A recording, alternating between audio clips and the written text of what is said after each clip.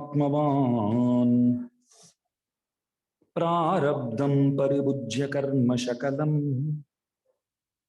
प्रक्षीण कर्मान्तरः न्यासादेव निरंकुशेश्वर दया निर्लोन मायान्वयः हार्दानुग्रह लब्ध मध्यतम निद्वारा बहिर्निर्गतः मुक्तोर्चिर्दिन पूर्वपक्ष षडुधङ्मासाब्दमातां शुमद्लौ विद्युद्वरुणेन्द्रता द्रुमहितः सीमान्तसिन्ध्वाप्लुतः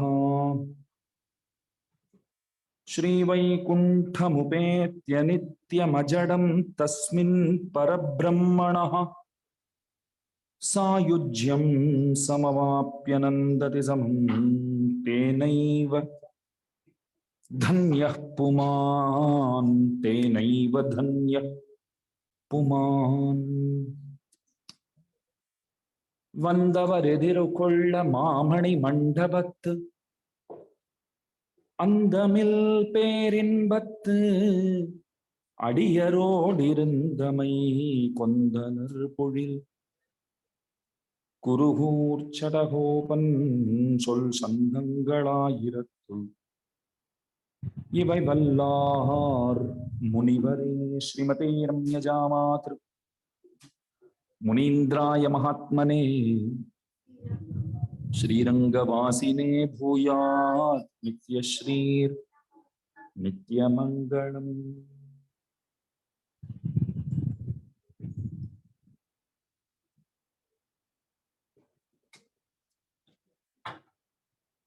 सबको जय श्रीमन्नारायण।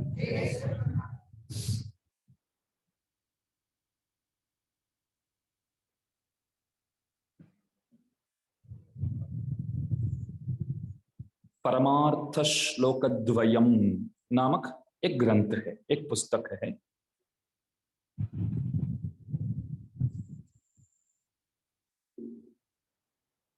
उस ग्रंथ में दो ही श्लोक है।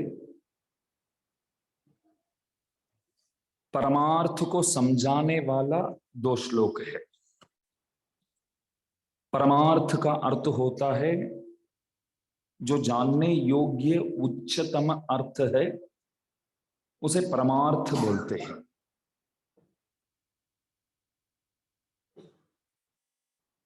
जिस विषय को जानने से हम सब कुछ जानने वाले बन जाएंगे, उस विषय को जानना चाहिए।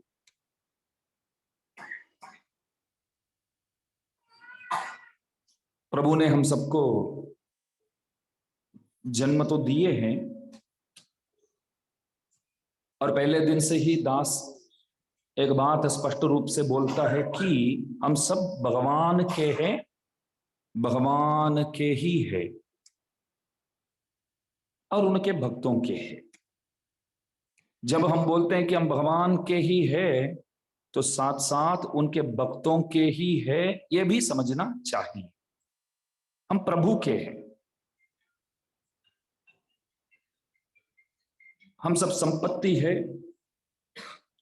और मालिक जो है वो है। और मालिक जो है वो प्रतीक्षा करता रहता है कि ये कब आएगा मेरे पास।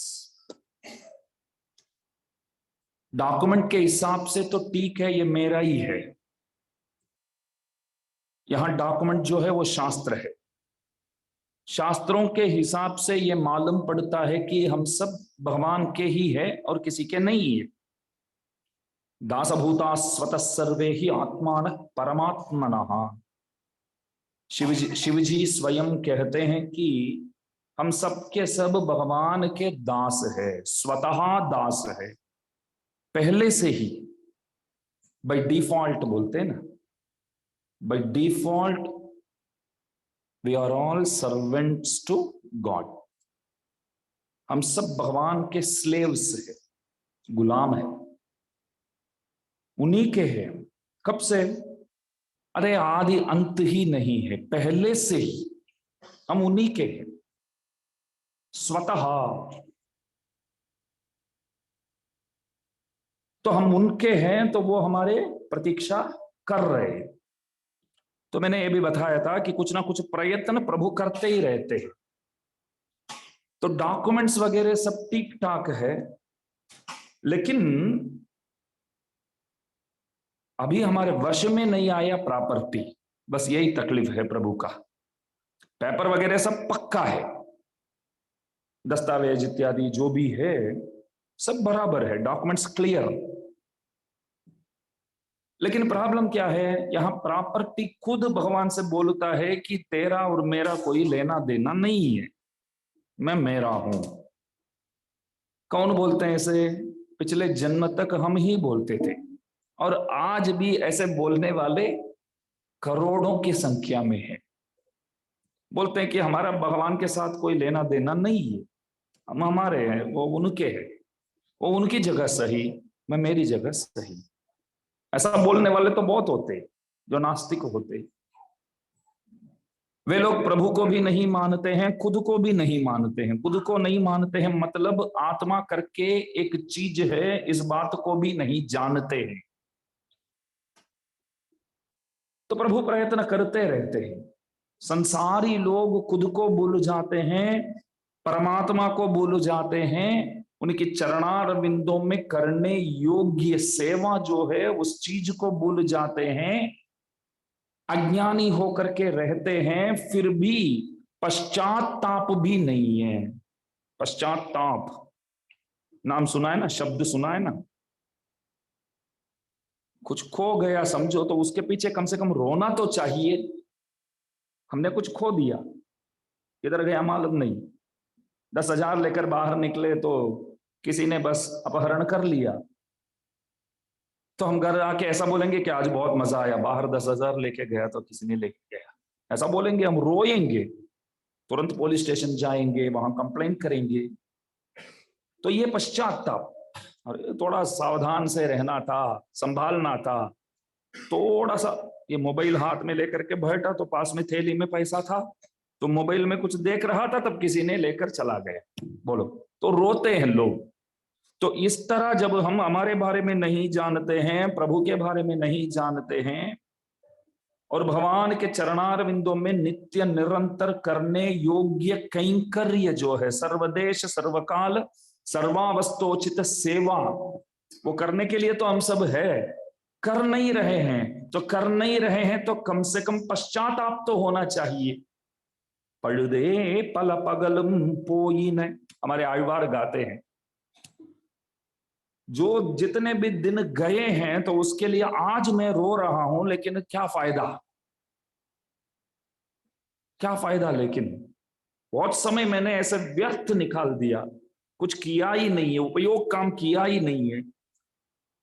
उम्र होने के बाद बैठकर कोई रोता है या सोकर रोता है, जवानी में ही भक्ति करना था, कर नहीं पाया। हमारे गुरुजी बारंबार बुलाते थे, आओ बैठो सीखो, लेकिन मैं गया ही नहीं था। गांव में सत्संग कोई आकर करते थे तो उस तरफ में जाता ही नहीं था।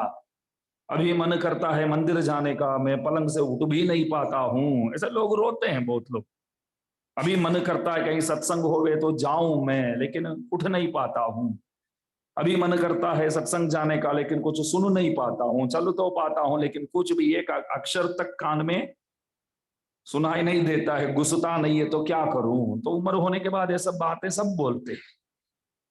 तो जो दिन बीत गया तो व्यर्थ गया, तो उस दिन के लिए सब रोते हैं, लेकिन कोई मतलब नहीं है रोने से। क्या मिलने वाला है? कुछ नहीं। कोई मूगा व्यक्ति कोई स्वप्न देखा समझो, कोई मतलब है? जो बोल नहीं पाता है, उन्होंने एक स्वप्न देखा, क्या कर पाएगा बेचारा, बोलो? कैसे समझाएगा मैंने इस तरह एक सपना देखा करके? तो ये दृष्टांत इसलिए देते हैं कि हमारे जो बीते हुए दिन जितने भी है सब इस तरह है, जो मूगा ने जैसे सपना देखा वैसे कोई मतलब का ही नहीं है ऐसा। तो इसलिए हमको हमारे बारे में जानना बहुत आवश्यक है। सड़क में कोई और किसी से झगड़ा करते हैं समझो, कहीं ना कहीं तो ऐसे तो दृश्य तो मिल ही जाता है, एक दो तो झगड़ते रहते हैं, मानो कोई ना कोई तो झगड़ते रहते हैं।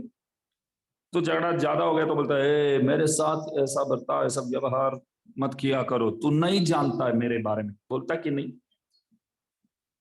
तू नहीं जानता है मेरे बारे में, इस तरह मत किया करो। तब हमको उनसे ये पूछना है कि तेरे बारे में वो नहीं जानता है करके तू बोलता है, पहले ये बताओ कि तेरे बारे में तू जानता है क्या? तेरे बारे में तू जानता है? मैं जानता हूं, मेरा नाम यह है, गांव यह है, वो नहीं है। आत्मा के बारे में जानते हो? मैं मेरे बारे में जानता हूं करके बोलूं तो इसका मतलब ये हुआ कि मैं मेरे आत्मा के बारे में जानता हूं। मैं कौन हूं करके मेरे को पता है, तो क्या है? मैं आत्मा हूं, मैं अविनाशी हूं, मैं नित्य हूं, मैं प्रभु का हूं और उनके भक्तों का हूं। मैं स्वतंत्र नहीं हूं, मैं किसी का भी नहीं हूं। ये सब जानना जो है वो आत्मा को जानना है। अगर ये सब मालूम नहीं है तो आप खुद के बारे में कुछ भी नहीं जानते। तो हमारे सोल के बारे में, आत्मा के बारे में मालूम होना चाहिए। उद्देश्य क्या है? तो एकमात्र उद्देश्य है कि इस घोर संसार से मुक्त होकर के वैकुंठ पहुंचना है, बस वही उद्देश्य है। मैं कभी आसपास कोई इंसेक्ट वगैरह, कीड़े मकोड़े, वो सब देखता हूं तो मुझे लगता है कि अभी भी, पहले देखा था ना, जैसे शुरू किया तो यहाँ, क्या मालूम है पिछले जन्म में विश्व के सुप्रसिद्ध राजा भी हो सकता है वो, हमको नहीं पता।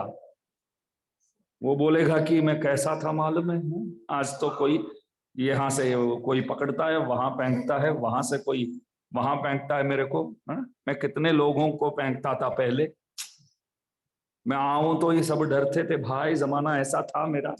लेकिन आज देखो, इस जन्म में ऐसा हूं, मैं इस स्थिति पहुंच गया हूं, क्या करूं मैं? हो सकता है एवं संस्मृति चक्रस्ते भ्राम्यमाणे स्वकर्म भी जीवे दुखाकुले विष्णु कृपा का प्युपजायते। विष्णु की कृपा के बिना इस संसार को पार करना संभव ही नहीं है। विष्णु पोतम विना नान्यत किंचिदस्ति परायणम। टाइटैनिक मूवी तो बहुत लोगों ने देखा होगा। क्लाइमैक्स में एक बोट लेकर नहीं आते हैं, टॉर्च लाइट लेकर के, कोई है, कोई है तो बताओ, बचाने के लिए आते हैं, तब सब हाथ दिखाते हैं, एक दो जितने भी बचे हैं सब हाथ दिखाते हैं। वो जैसे विसिल लेकर के भी आवाज निकालती है, तब उसको पकड़ के बोट में बिठा के ले जाते हैं। हीरो चला जाता है बेचारा, वो छोड़ दो, चला गया वो। तो जैसे बोट निकाल कर लाते हैं और जितने भी बचे हुए हैं सबको संभाल के उसमें बिठा के किनारे पे ले जाके छोड़ते हैं। इसमें एक शास्त्रार्थ है। इस तरह जितने भी लोग संसार में डूबे हुए हैं, तो उन लोगों को बचाने के लिए एकमात्र नाव, उस नाव का नाम विष्णु भगवान नाम है। उस नाव को आप पकड़ेंगे तो बच जाएंगे। आप बोलेंगे कि नहीं, हमारे ससुर जी आने वाले हैं गाड़ी लेकर, वो नाव लेकर आएंगे और संसार को पार करा के वहां छोड़ेंगे, तो इसलिए आप चिंता मत करिए, आप जाइए, आप जाइए। तो कभी अपना उद्धार होने वाला नहीं, प्रभु के सिवाय कोई रक्षक नहीं है।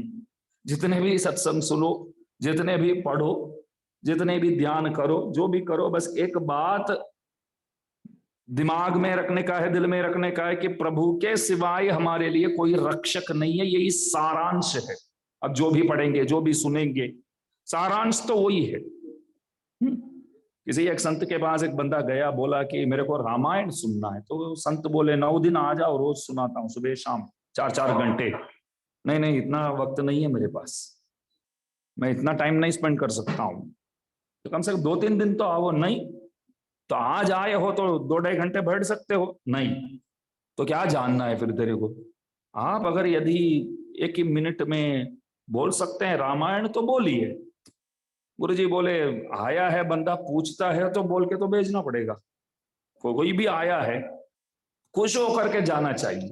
संतों के पास जाएंगे तो कभी आप निराश होकर के घर जाएंगे ही नहीं।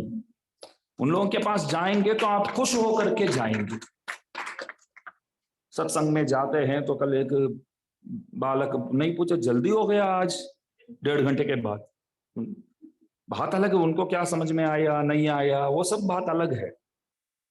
1.5 घंटे के बाद प्रवचन खत्म हुआ तो वो मुझसे दास से पूछता था, आज तो बहुत जल्दी खत्म कर दिया, ज्यादा कुछ समझ में नहीं आया होगा। मैं भी बोलता हूं फिर भी देखो बच्चों को अच्छा लगता है, बस ये माहौल, ये जो एटमॉस्फियर, सब इतने सारे आचार्यों आए हुए हैं, पाठ वगैरह करते हैं, प्रसाद वगैरह देते हैं, जैसा ऐसा लगता है कि वैकुंठ में ही है। समझो भक्तों के साथ, इतने सारे भक्तों के साथ हम मौजूद है तो यही वैकुंठ है हमारे लिए, यही वैकुंठ है। श्रीरंगम जाना है, श्रीरंगम जाना है, कुलशेखर स्वामी जी महाराज बोलते हैं श्रीरंगम जाना है। क्या भगवान जी के दर्शन के लिए जाना है? तो बोलते हैं नहीं, वहां भगवान के दर्शन के लिए जितने लोग आते हैं बस उस बेड़ की दर्शन के लिए जाना है। जैसे पंढरपुर जाते हैं, आज के दिन है, एकादशी है, तो देखिए पंढरपुर जैसे लोग जाते हैं तो उन लोगों को दर्शन करते तो काफी, वही काफी है। तो इसलिए यही सारांश है कि भगवान के सिवाय हमारे लिए कोई रक्षक नहीं है, एकमात्र रक्षक है। तो आत्मा को पहचान कर, परमात्मा को समझकर उपाय क्या है, उनसे मिलने के लिए क्या उपाय है? भगवान ही उपाय, भगवान ही उपेय बोलते। साधन भी प्रभु और साध्य वस्तु प्राप्य जो है, पुरुषार्थ जो है वो भी प्रभु, दोनों वही है। उपायोपेयत्वे तदिह तव तत्वम न तु गुणौ। हमारे पराशर भट्टर स्वामी जी महाराज बहुत सुंदर विवेचन करते हैं। भगवान ही साधन, भगवान ही साध्य। थोड़ा ध्यान देकर के सुनना, बहुत अच्छी बात है ये क्या भगवान का गुण है क्या? भगवान बोलते हैं कि मैं हूं उपाय और मैं हूं उपेय। ये दो शब्द याद रखना, उपाय और उपेय। उपाय का अर्थ होता है गति, साधन। उपेय का अर्थ होता है फल, पुरुषार्थ। भगवान ही साधन और भगवान ही फल।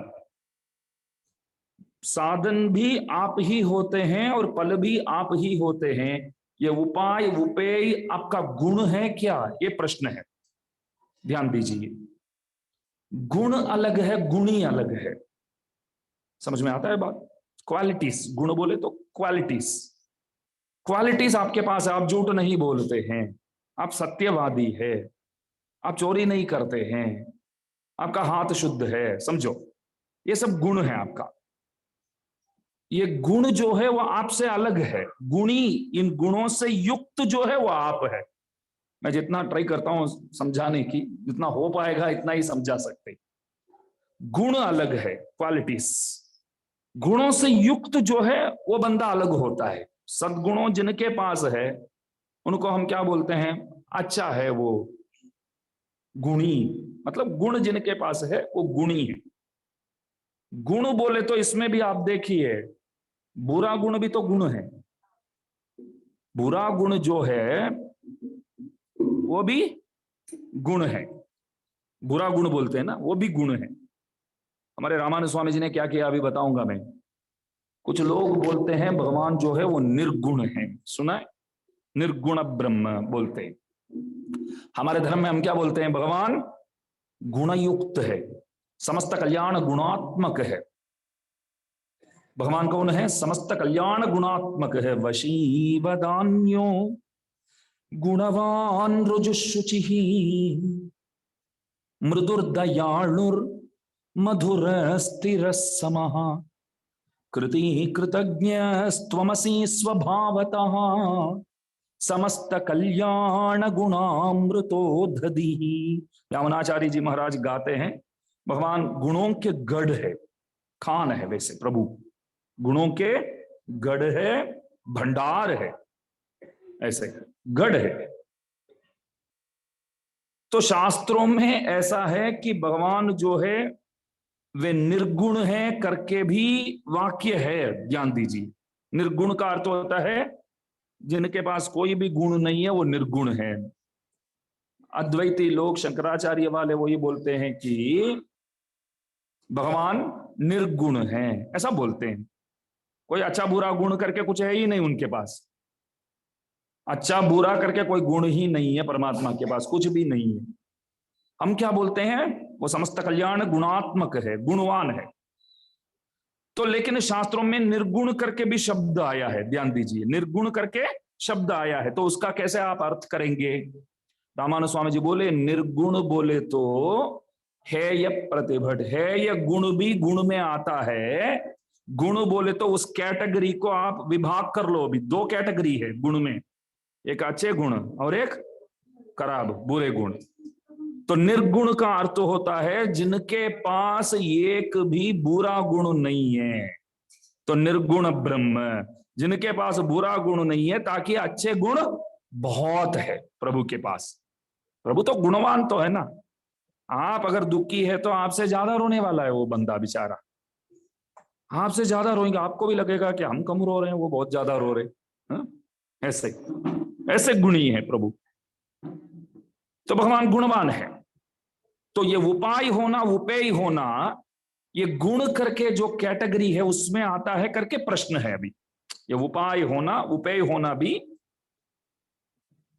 इसको भी गुणों की संख्या में गिनते हैं, तब बोलते हैं नहीं, भगवान जो चीज है ना, आप उस चीज को डिफाइन करेंगे, एक्सप्लेन करेंगे, तो भगवान इज इक्वल टू उपाय और उपेय। भगवान का मतलब ही उपाय और उपेय,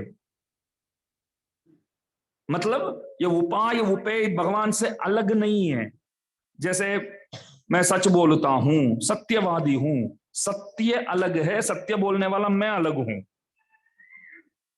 और हाथ शुद्ध है तो हाथ की शुद्धता वो अलग बात है, और उसको अपनाने वाला मैं जो हूं मैं अलग हूं। बात समझ में आता है ना? गुण से गुणी अलग होता है। भगवान उपाय है, भगवान ही उपेय है। ये उपाय उपेय जो है ये प्रभु है, तो उपाय उपेय प्रभु से अलग है, ऐसा प्रश्न है। तो जवाब क्या देते हैं? नहीं, उपाय और उपेय बोलेंगे तो उसका मतलब ही भगवान है, भगवान का आकार ही समझो, भगवान से अलग नहीं है उपाय होना और उपेय होना। समझ में आ गया? आगे जाएंगे, आया कि नहीं? उपाय उपेय, गति और फल, भगवान ही गति भगवान ही फल, ये दोनों भगवान से अलग नहीं है, ये दो ही भगवान है, बस यही है। ये सब क्वालिटीज नहीं है प्रभु के, प्रभु मेड ऑफ दिस थिंग्स, बस इतना ही फर्क है। ये उपाय और उपेय जो है, प्रभु जो चीज है वो चीज, उपाय और उपेय जो है वो ही प्रभु है, ये तात्पर्य है। और भी आगे बोलूं तो आप सब सो जाएंगे इसके बारे में, तो अभी आगे जाते। तो भगवान ही उपाय भगवान ही उपेय, तो हमको पहुंचना किधर है? वैकुंठ, वैकुंठ ही जाना है। क्यों वैकुंठ ही जाना है? स्वर्ग क्यों नहीं जाना है? तो मैंने बोला था स्वर्ग जाएंगे तो पुण्य क्षीण होने पर वहां से गिरा देंगे नीचे, और वहां का जो सुख है वो अल्प है। तो इससे भी ज्यादा निरतिशय आनंद जो है, जहां जाएंगे तो वहां से नहीं गिराएंगे, वहां पहुंचना है। जहां जाएंगे तो नित्य निरंतर हम सुखानुभव कर सकते हैं, वहां जाना है। सुखानुभव माने तो कैसे, एक प्रश्न है।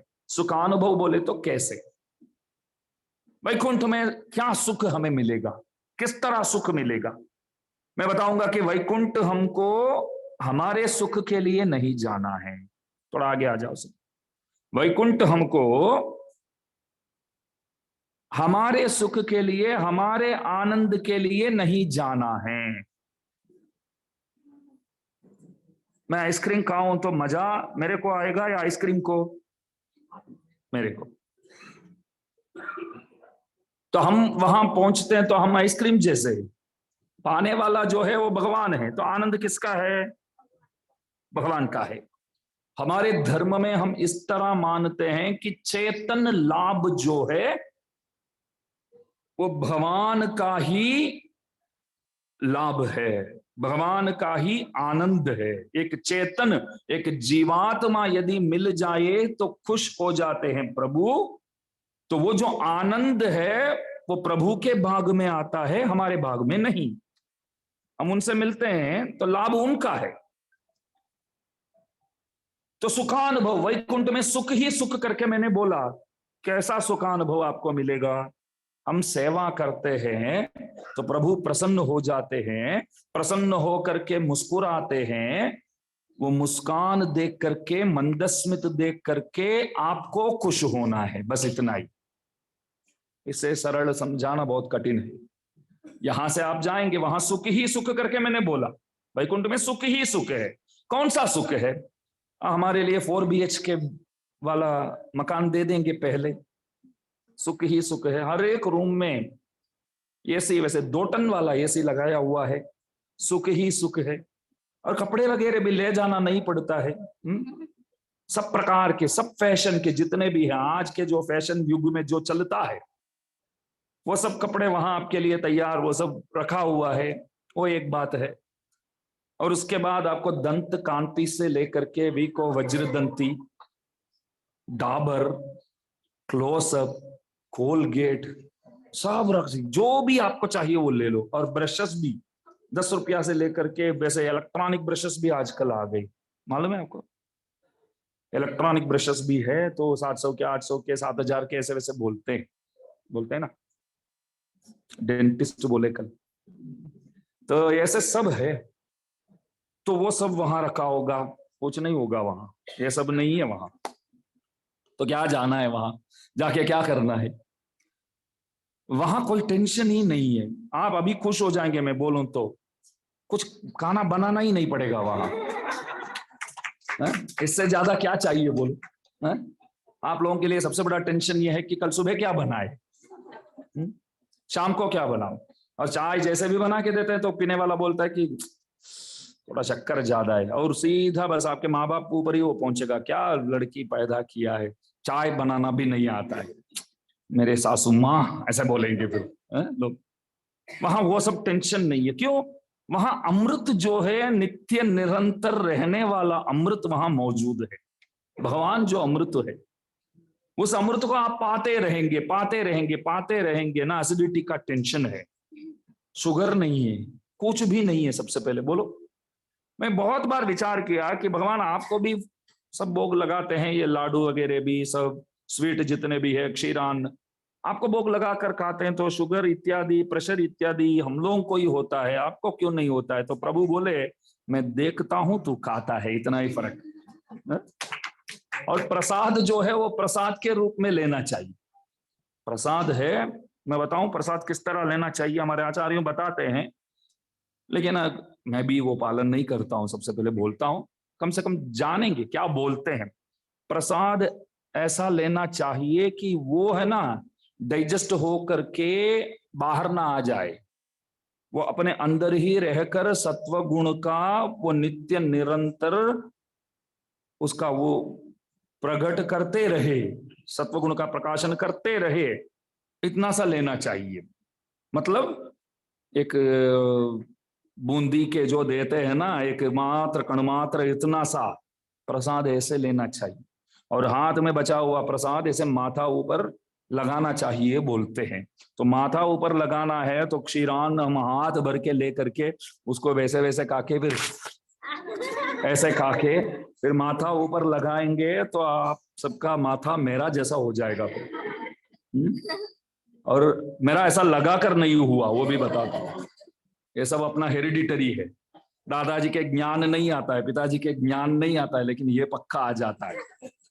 आप लोग यकीन नहीं करेंगे, मैं फर्स्ट स्टैंडर्ड पढ़ रहा था, तो घर पे टीवी नहीं था तब, तो हमारे बाजू वाले के रिश्तेदारों के वहां जाकर के टीवी देखना था। हमारे पिताजी तब विराजमान थे, तो पिताजी से मैंने बोला कि पिताजी टीवी चाहिए, और कहीं जाके देखना पड़ता है, अच्छा नहीं लगता है ऐसा।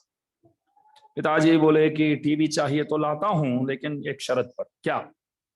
तब तो मैं इस तरह क्राप रखता था स्टैंडर्ड में, इस तरह जो, इसको क्राप बोलते हैं हमारे वहां, यहाँ क्या बोलते हैं मालूम नहीं, शिखा नहीं था तब, चोटी, शिखा नहीं। पिताजी बोले तू चोटी रखेगा, शिखा, तो टीवी ला देंगे। तो देखो धर्म की ओर किस तरह लाए वो, मैं सोचता हूँ। तू शिखा रखेगा तो टीवी पक्का। मैं बोला कि कल ही रखता हूँ, चलो आप कब लाएंगे टीवी? तो रखो, लाते हैं। तो बार को बुलाए, फिर चोटी रखा। चोटी हमारे वहां कैसे रखते हैं मालूम है? अभी तो ठीक है, इस तरह रखते हैं, बाल बहुत बढ़ाते हैं बच्चे, ये वैदिक बच्चे जो होते हैं ना, आचार्य कुल के जो भी होते हैं, वैदिक जो भी होते हैं, बाल बहुत बढ़ाते हैं। रोज जैसे स्त्रियों को बाल बनाते हैं, वैसे हमारी माँ बैठकर बाल बनाती है। बाल बना के उसको इस तरह लगाते, उसको क्या बोलते हैं, ऐसे ये तीन तीन तीन आता है ना। देखो, पुरुष को, स्त्रियों को नहीं, पुरुष को ऐसे बनाकर एस कट बोलते हैं, ऐसे बांध कर फिर डोरी लेकर के बांध करके स्कूल भेजते थे। और मजाक करने वाले, उड़ाने वाले, ये बोलने वाले, वो बोलने वाले, खींचने वाले, और खाना खा के वो मिर्ची इत्यादि होता है ना, स्कूल के बच्चे वो पीछे से लगा देंगे एंटेना जैसे। वो मालूम भी नहीं पड़ता था। शाम को साइकिल में हम जाएंगे तो बोलेंगे कि पीछे कुछ है। किस में? वो तेरे शिका में कुछ है। तो वो देखेंगे तो मिर्ची का वो अग्रभाग जो होता है वो इतना, ऐसा करते थे। मैं माता जी से फिर झगड़ा करता था, देखो टीवी तो 4-5 बदल गया, लेकिन ये शिका नहीं बदला अभी तक, रखना नहीं ऐसे वैसे। और बाल आप मानेंगे नहीं, यहां तक था मेरा। यकीन ही नहीं करेंगे, मेरे को भी यकीन नहीं होता है। और उसको जो नकली बाल चाहिए करके हमारे रिश्तेदार के जितने भी लड़कियां थे, बाल बहुत छोटी पड़ रही थी, तो इसलिए उसके साथ बांध करके बनाते हैं ना, उसके लिए मेरे बाल काट करके 3-4 बना के भेजा, बोलो है? वो सब पाप अभी इस तरह हो गया। तो अभी तो ऐसे हो गए। तो तात्पर्य है कि वैदिक है तो बाल इस तरह रखते हैं। तो पिताजी बोले, यदि तेरे को टीवी चाहिए तो, ये क्यों बोल रहा था मैं ये बात, वैकुंठ में बाल, ये देखो यही बात है। मैं अभी फर्स्ट स्टैंडर्ड में चला गया। हाँ, हेरिडिटरी है। तो उसके पहले क्या बोला था?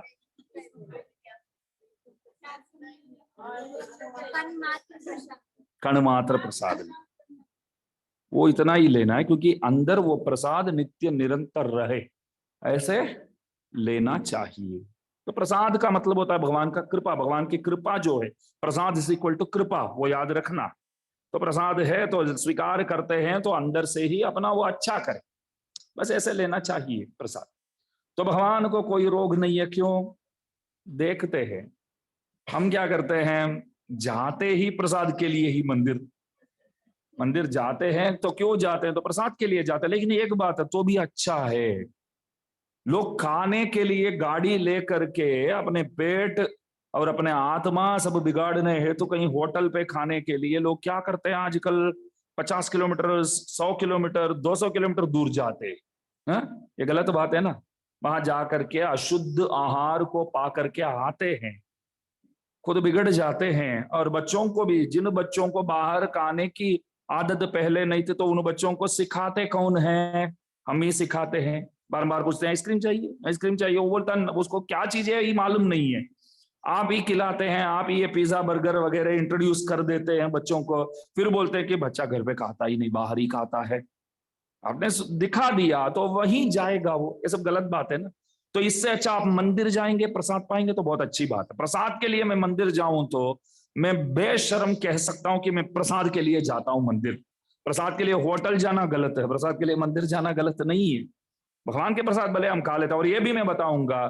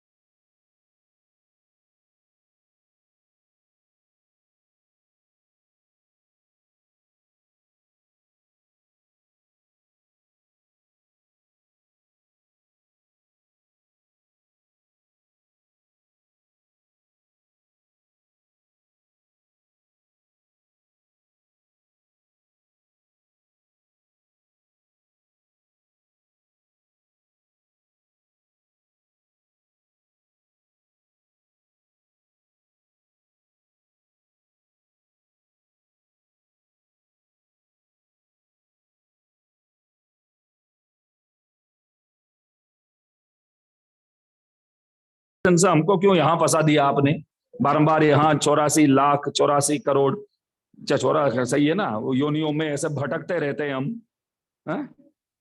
ऐसा क्यों है? यहाँ से वहां से इच्छा नहीं होती, वहां से वैसे आ नहीं सकते हैं, बात एक प्रकार से सही है। और वो लोग जो है अनंत गरुड़ विश्वक्सेन सुदर्शन पांचजन्य, जब चाहते तब आ भी सकते हैं, वापस जा भी सकते हैं, क्यों? वहां के है नित्य, वो है मुक्त, वो है। तो यहां से जाकर के वहां जो सेटल हो गया, वहां का सिटीजन बन गया, समझो वो मुक्त है। यहां से वहां गया तो ग्रीन कार्ड वहां मिल गया, तो वहां का सिटीजन बन गया, तो वो मुक्त है। लेकिन मैं अभी बताता हूं आपको, महाभारत में एक कथा है, आपको मालूम होगा। द्वारका में कुछ समय अर्जुन रह करके वापस आता है, तब उनसे पूछा गया, मैं द्वारका में था, वहां बोझ लोग और वृष्णिक जो प्रभु के कुल के जो होते हैं सबके सब मौजूद थे, उन लोगों के साथ मैं द्वारका में रहा। तो वहां कुछ अच्छा, द्वारका में रहा तो क्या बात है भैया, द्वारका में क्या बात है बताइए, सब पूछते थे उनसे, द्वारका में क्या कुछ खास बात है तो बताओ, जाके आए हैं तो बताओ कैसा। कोई बद्रीनाथ जाके आए तो हम नहीं पूछते, कोई बोले, हमारे कुंज बिहारी भैया भी बोले बद्रीनाथ जी जाके, तो तुरंत में पूछा भीड़ कैसा है, दर्शन अच्छी तरह हुआ, कैसा हुआ, पूछते ना। कोई कहीं जाके आए करके बोले तो हम क्या पूछेंगे कैसा है क्या है, तो द्वारका में क्या था कैसा था, लोग पूछे। तब अर्जुन एक बढ़िया बात बोला कि द्वारका में तो बताने योग्य तो बहुत बातें हैं, एक बात बताऊंगा मैं। अर्जुन बोले, एक दिन प्रभु एक यज्ञ में दीक्षित थे, ध्यान दीजिए बहुत सुंदर प्रसंग है। एक दिन कृष्ण कन्हैया एक यज्ञ करने के लिए उसमें दीक्षित थे, वो मतलब दीक्षित थे, संकल्प करके बैठे हुए थे। तो उस वक्त एक द्वारकावासी ब्राह्मण प्रभु के पास आया, रोता हुआ आया। वो आकर के क्या बोला भगवान के पास, मेरे धर्मपत्नी गर्भवती है, अभी बालक पैदा करने वाली है। तो भगवान बोले ठीक है, कंग्रेचुलेशंस, और क्या, नहीं नहीं इसमें रोने की क्या बात है, क्यों रोते हो? तो ब्राह्मण बोले नहीं अभी बताऊंगा मैं। मेरे धर्मपत्नी जब भी बालक को जन्म देती है तो अभी तक 3 बच्चे जन्म तो लेते हैं, रोने की आवाज बाहर सुनने को मिलता है, मैं अंदर जाऊं तो वो बच्चा गायब हो जाता है, किधर जाता है क्या है मालूम ही नहीं है, वैनिश हो जाते हैं बच्चे। 3 बच्चे ऐसे चले गए। अभी ऐसा है कि चौथी बार है तो प्रभु आप ही को आना है, मेरे वहां खड़े रहकर चौकीदार बन के आपको देखना है, ये मैं आपसे प्रार्थना करने के लिए आया हूं। तब वो विचार करते कि अभी तो एक यज्ञ करने के लिए 1 दिन का कुछ हवन करना है, तो दीक्षित हूं तो क्या करूं करके सोच रहे थे प्रभु।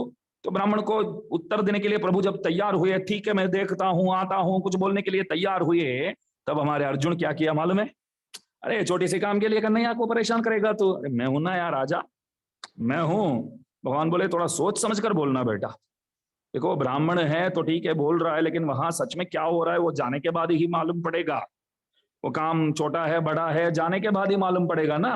मैं एक कथा कल ही पढ़ा था, कोई एक जमींदार था, बहुत पैसा वाला था ऐसा, वो कहीं कुछ काम की वजह से एक पेड़ को काटना था, तो लकड़ियों को लेना था, तो एक पेड़ काटने गया, तो उनके जितने भी थे वो लोग पेड़ काटने के लिए जैसे निकले, तो उस पेड़ में अनेक पिशाच लोग, समझो भूत प्रेत पिशाच बोलते हैं ना, बहुत लोग बहुत समय से रह रहे हैं शायद, ये तोड़ने गया, और आदमी भी इतना मोटा भी था और बहुत बड़ा मूंछ वाला था, बहुत क्रूर दिखता था। सच में वो क्रूर है कि नहीं वो मालूम नहीं है, मगर क्रूर दिखता था वैसे। तो जितने भी ऊपर पिशाच वगैरह सब थे, सब आकर के उनके पांव पकड़ने लगे। बोलो, इनको लगा कि कोई पांव पकड़ रहे हैं, कौन है? तो सब बोले नहीं हम इस पेड़ में रहने वाले पिशाच शैतान भूत प्रेत। तो बेचारा घबरा गया अंदर से, अरे ये क्या है, भूत प्रेत पिशाच सब बोल रहे हैं करके, क्या करेंगे हमको। लेकिन वहां ऐसा हो गया कि वे सब डर गए, भूत प्रेत पिशाच शैतान वगैरह सब डर गए कि इस पेड़ को ये काट अभी क्या करेंगे, तो इसलिए पांव पकड़ करके इस पेड़ को कृपया छोड़ दो, कृपया छोड़ दो। तो समझ में आ गया कि वे सब डर गए, तो अभी हमको आवाज ऊंचा कर देना चाहिए। जब सामने वाला डर गया समझो, तो अपनी आवाज ऊंचा, सामने वाला थोड़ा आवाज ऊंचा करता है तो हम क्या बोलेंगे, भैया इतना गुस्सा क्यों करते हो, भैया क्षमा कर दो ना, क्या बड़ी बात है, क्षमा करो, क्षमा से बढ़कर कोई चीज है ही नहीं दुनिया में। अगर वो आवाज नीचा करता है, वो डर गया समझो, घबरा गया, तो क्षमा करके एक चीज जो है वो हमारे याद में आता भी नहीं है। जो सामने वाला अगर बलहीन है तो हम बस पूरा अपना ताकत जो है वो दिखा देते।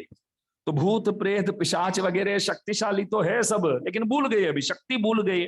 तो आकर के उनके पांव पकड़ने लगे, बोले कि बस छोड़ दो, हम सब शरणागति कर रहे हैं।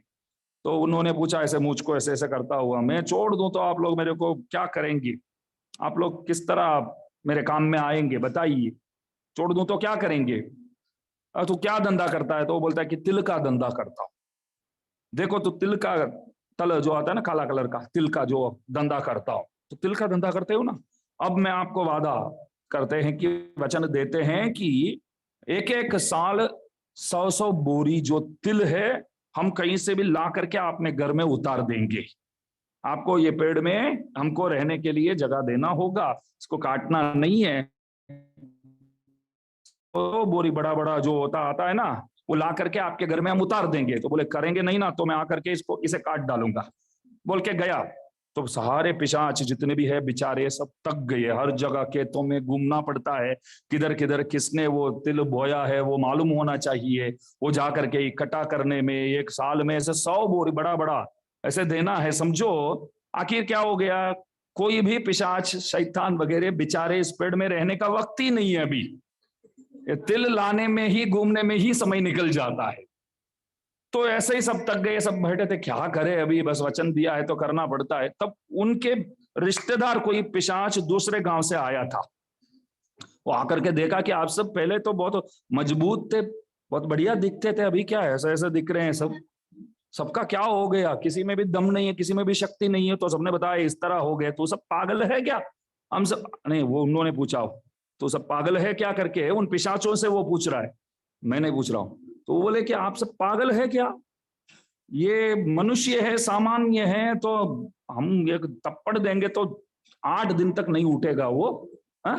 उन्होंने ऐसा किया तो पेड़ काटने आया तो आप लोग इस तरह शरणागत हो जाएंगे, और इतना मेहनत, वो मनुष्य भी इतना मेहनत नहीं करते, हम पिशाच होकर के इतना मेहनत करेंगे, मैं जाके क्या करता हूं देखो, उसको आज पकड़ के क्या करता हूं देखो, ऐसा बोलकर वो उसका घर पे पहुंच गया। सब पिशाच बोले नहीं वो बहुत खतरनाक लग रहा है, तू जावो मत, तू जावो मत, परेशान हो जाएगा। नहीं नहीं मैं दिखाता हूं आज आप लोगों को मैं कौन हूं। तो घर पे गया, वो एक जगह पे वो चिपके रहा, वो कब बाहर आता है देखते हैं। तो ऐसे ही देखता रहा एक जगह से, आएगा ना दिखाता हूं मैं, तो ऐसा। तो बाहर आया भी सही, आकर के एक कुर्सी में ऐसा बैठा था, वो ऐसा ऐसा बैठा था, तो लगा अरे बैठता तो बहुत बढ़िया, बहुत स्टाइल बैठता है, थोड़ा बॉडी बॉडी तो बनाया हुआ है, थोड़ा ध्यान से ही मारना पड़ेगा, ऐसा ये विचार करता है। उन्होंने उसी दिन एक बाहर गांव से एक बेल ला के वहां बांधा हुआ है, वो एक बेल ला करके आया है वो बाहर गांव से, और वो बहुत तूफानी है, वो बेल जो है वो बहुत तूफानी है। ये गोपाल गौरक्षक कोई भी आते हैं तो बोलते तो वो मानता नहीं है, ऐसे तो भागता है, सब करते हैं ना बेल, सब कुछ कुछ ऐसे होते हैं जो बोलते हैं वो मानते नहीं। तो बहुत ऐसा डेंजरस है वो बुल, डेंजरस बुल है। तो ये बोलता था वो पिशाच, उसको पिशाच बोल रहा है ये, समझ में आया ना, हम नहीं बोलते शैतान है, बच्चों को नहीं बोलते, बहुत हैरान करते तो क्या बोलते हैं, तो शैतान है। तो इस तरह उस बेल को ये बोल रहा है, वो शैतान कहाँ इधर उधर वो पिशाच घूम रहा है क्या, हाँ किधर भी होगा उसको पकड़ के बांधो, जैसे बेल को बोल रहा है। लेकिन वो पिशाच क्या समझ गया, हमको देख लिया लगता है, हम चिपके तो रहे, लेकिन उनके नजर में आगे लगते हैं, देखो वो उस तरफ देखकर बैठा है, फिर भी उस पिशाच को पकड़कर बांधो बोलता है, तो हमको ही बोलता है करके। ये बेल भी इसके पीछे ही था, पिशाच के पीछे। तो बांधने के लिए जो 2-4 ऐसे ऐसे आए ना, वैसे बाड़ी बनाकर जो उनके बॉडीगार्ड्स जो होते हैं, तो वे लोग जैसे आए, बाउंसर्स बोलते हैं ना वैसे, तो जैसे आए ना तो पिशाच को लगा कि ये हमारी ओर आ रहे हैं, हमको ही पकड़ने आ रहे, तो सीधा गया उनके पांव पकड़ लिया, छोड़ दो भूल से आ गया, मैं भूल से आ गया। मेरे जितने भी रिश्तेदार लोग पिशाच लोग थे सब बोले जाना नहीं करके हम भूल से आ गए, छोड़ दो, कौन हो तुम, मैं बाहर गांव से आया पिशाच हूं, तो उन लोगों की मदद के लिए आया, लेकिन अभी मैं फंस गया। हमने कैसे देखा, वो सोच रहा है कि मैंने क्या देखा, कैसे देखा, कुछ नहीं देखा मैं तो बेल को बोल रहा था करके अंदर से सोच रहा है लेकिन ये पिशाच बेल को, उस पिशाच को पकड़कर बांधो बोले तो इसने क्या समझ गया हमारे बारे में, खुद को, उसको। तब बोले कि मेरे को छोड़ दो, तब उन्होंने एक बात बोला, मैं तेरे को छोड़ना है तो तू क्या करेगा मेरे को। हमारे जितने भी रिश्तेदार पिशाच है सब क्या कर रहे हैं अभी, तिल 100 बोरी जो है बड़ा बड़ा वो लाके देते हैं साल में। हम ये काम करते हैं, अभी आपको वचन देते हैं तिल लेकर के आप ले जाएंगे, फिर उसमें से तेल निकालेंगे, आपको बहुत कष्ट पड़ता होगा। अभी साल में 100 बैरल्स तिल का तेल लाना हमारा ड्यूटी है, वो सेवा हम करेंगे, हमको छोड़ दीजिए आप। तो ये वापस गया, वहां सबने पूछा, सब पिशाच ने पूछा कि क्या हुआ क्या हुआ। बोले कि अभी 100 तिल नहीं है, 100 बैरल्स तिल का तेल वो ला करके देना पड़ेगा। तो सब इतना मारने लगे उसको, 100 तिल के बोरी भी नहीं मिलते हैं तो तिल के तेल कहां से मिलेंगे। जो आराम मिलता है वो भी नहीं मिलने वाला है अब से। इसलिए कहीं आप कुछ पूछते हैं, सेवा भी करने जाते हैं, इसके पहले वहां का माहौल क्या है, वहां असली स्थिति क्या है, सब मालूम होना चाहिए। तो अर्जुन को वो मालूम नहीं था। देखो अभी बोला नहीं, सही जगह पे पहुंच गया। अर्जुन को मालूम नहीं है, लेकिन बोलता है कि मैं आता हूं, क्यों कृष्ण को परेशान कर रहे हैं, ब्राह्मण चलो मेरे साथ। तो वहां गया वो, वैसे अपने बाणों से ही ऐसा सुरक्षित एक वो बना लिया वो, हाँ कवच, एक कवच बना करके बाणों से ही मकान के बाहर कोई घुस ही नहीं सकते, एक कीड़ा तक अंदर नहीं घुस सकता है। और बाहर वो खड़ा है ब्राह्मण के साथ, ब्राह्मण को बोल रहा है कि तू चिंता मत कर, मैं हूं ना। ये बारंबार मैं हूं ना बोलता है ना, इसलिए ही परेशान है। वहां सुबह बोला था ना ये मैं मेरा, वो छोड़ देना चाहिए। तो बारंबार बोलता है कि मैं हूं ना बोलता। ब्राह्मण बोलता है कि ठीक है आप है आए हैं, आपका नाम ही विजयी है, अच्छी बात है, भगवान के दोस्त है, सब हाथ जोड़कर बोलता है। अभी हाथ जोड़ता है, बाद में क्या करता है देखिए आप, हाथ जोड़कर बोलता है कि आप आए हैं, अच्छा है। तो अंदर लड़का पैदा हुआ, रोने की आवाज भी सुनने को मिला, तो जैसे अंदर गए तो वो बालक भी गायब। ये ब्राह्मण और कुछ नहीं किया, बस अर्जुन का गला पकड़ लिया। वो भगवान आने वाले थे, तूने ही तो अभी किया ना, वो आने वाले तो उनको रोक करके मैं जाता हूं मैं जाता हूं मैं जाता हूं। ये कोई टूरिस्ट स्पॉट है क्या, मैं जाता हूं मैं जाता हूं। यहां आकर के ऐसे पूरा आपने बिगाड़ दिया। देखो ये चौथा भी गया भगवान के पास, किधर गया मालूम नहीं। अभी क्या बोलूं मैं, शाप देने वाला हूं। तब अर्जुन पांव पकड़कर बोलता है शाप मत दो, शाप मत दो, पहले से हम बहुत परेशान है, 14 साल वनवास सब करके, अभी तो थोड़ा आराम है हमको। आओ भगवान के पास जाते हैं, उनके पांव पकड़ते हैं। ये पहले ही कर लिया होता ना, मैं पहले वही तो किया था, मैं उनके पास ही आया था, मैं तेरे पास कहाँ आया। आओ अभी चलते हैं। तो दोनों गए थे। भगवान बोले अर्जुन क्या हुआ, भगवान आप तो सब जानते हो, सर्वज्ञ हो, फिर भी पूछते हो। तो चलो अभी उन बच्चों को हम लाते हैं, ध्यान दीजिए अभी प्रसंग है। कमल किशोर जी बोले कि कोई वैकुंठ जाते हैं तो वापस नहीं आ सकते। इन्होंने बोला कि जाते तो आ सकते हैं। कौन जाते तो नहीं आ सकते हैं, बोले वो नित्य लोग जो शेष नाग इत्यादि आते हैं। मैं बोलता हूं कि जो लोग जाते हैं ना वो भी आ सकते, जो जाते हैं वो आ सकते हैं। फिर एक प्रश्न उठता है, जो जाता है वो आ सकता है तो वहां जाने की क्या जरूरत है, फिर वापस इसी संसार में आना है समझो, तो वहां क्यों जाना है, फिर बोलो वहां क्यों जाना है। तो हमारे, हम तो बाहर तो खाते नहीं है, तो कहीं भी जाते हैं तो पहले भी 4 दिन हमारे माता जी आए थे, खाना बनाने के लिए ही आए थे, प्रसाद बनाने के लिए ही।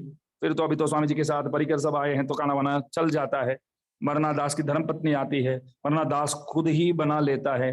तो मानो कि हम बोलते हैं कि कभी बाहर घूमने जाते, धर्मपत्नी को बोलते हैं कि वो बच्चों को लेकर के घूमने जाते।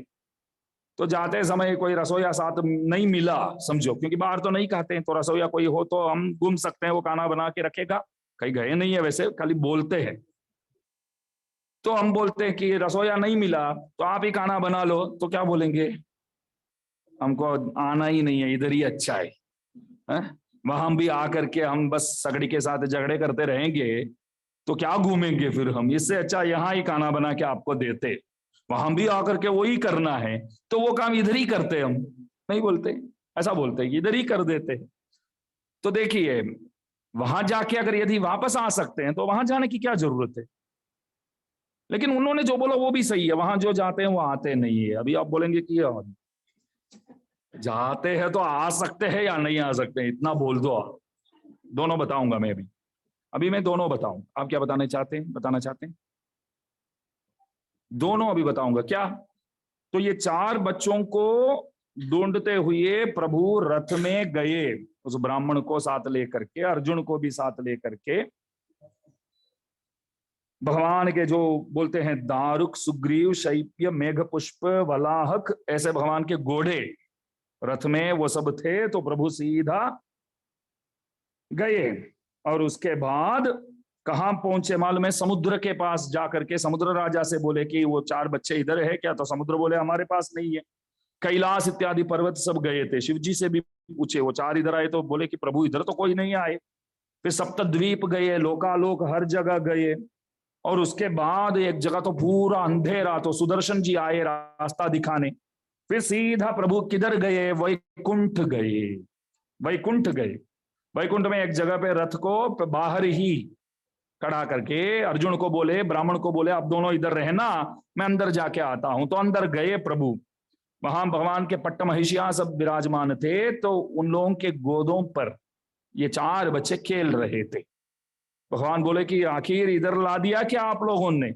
अरे ऐसा क्यों किया? वो ब्राह्मण हैरान है, परेशान है। तो वहां पट्ट महिषियां, दिव्य महिषियां बोले, प्रभु आप अवतार करने गए तो बहुत समय से आए नहीं, तो देखने का मन हुआ, तो इसलिए इन बच्चों को वहां से हमने ला दिया। हमको मालूम है कि बच्चों को इधर लाएंगे तो आप इधर आ जाएंगे, तो आपको देखने के लिए ही हमने ये लीला किया।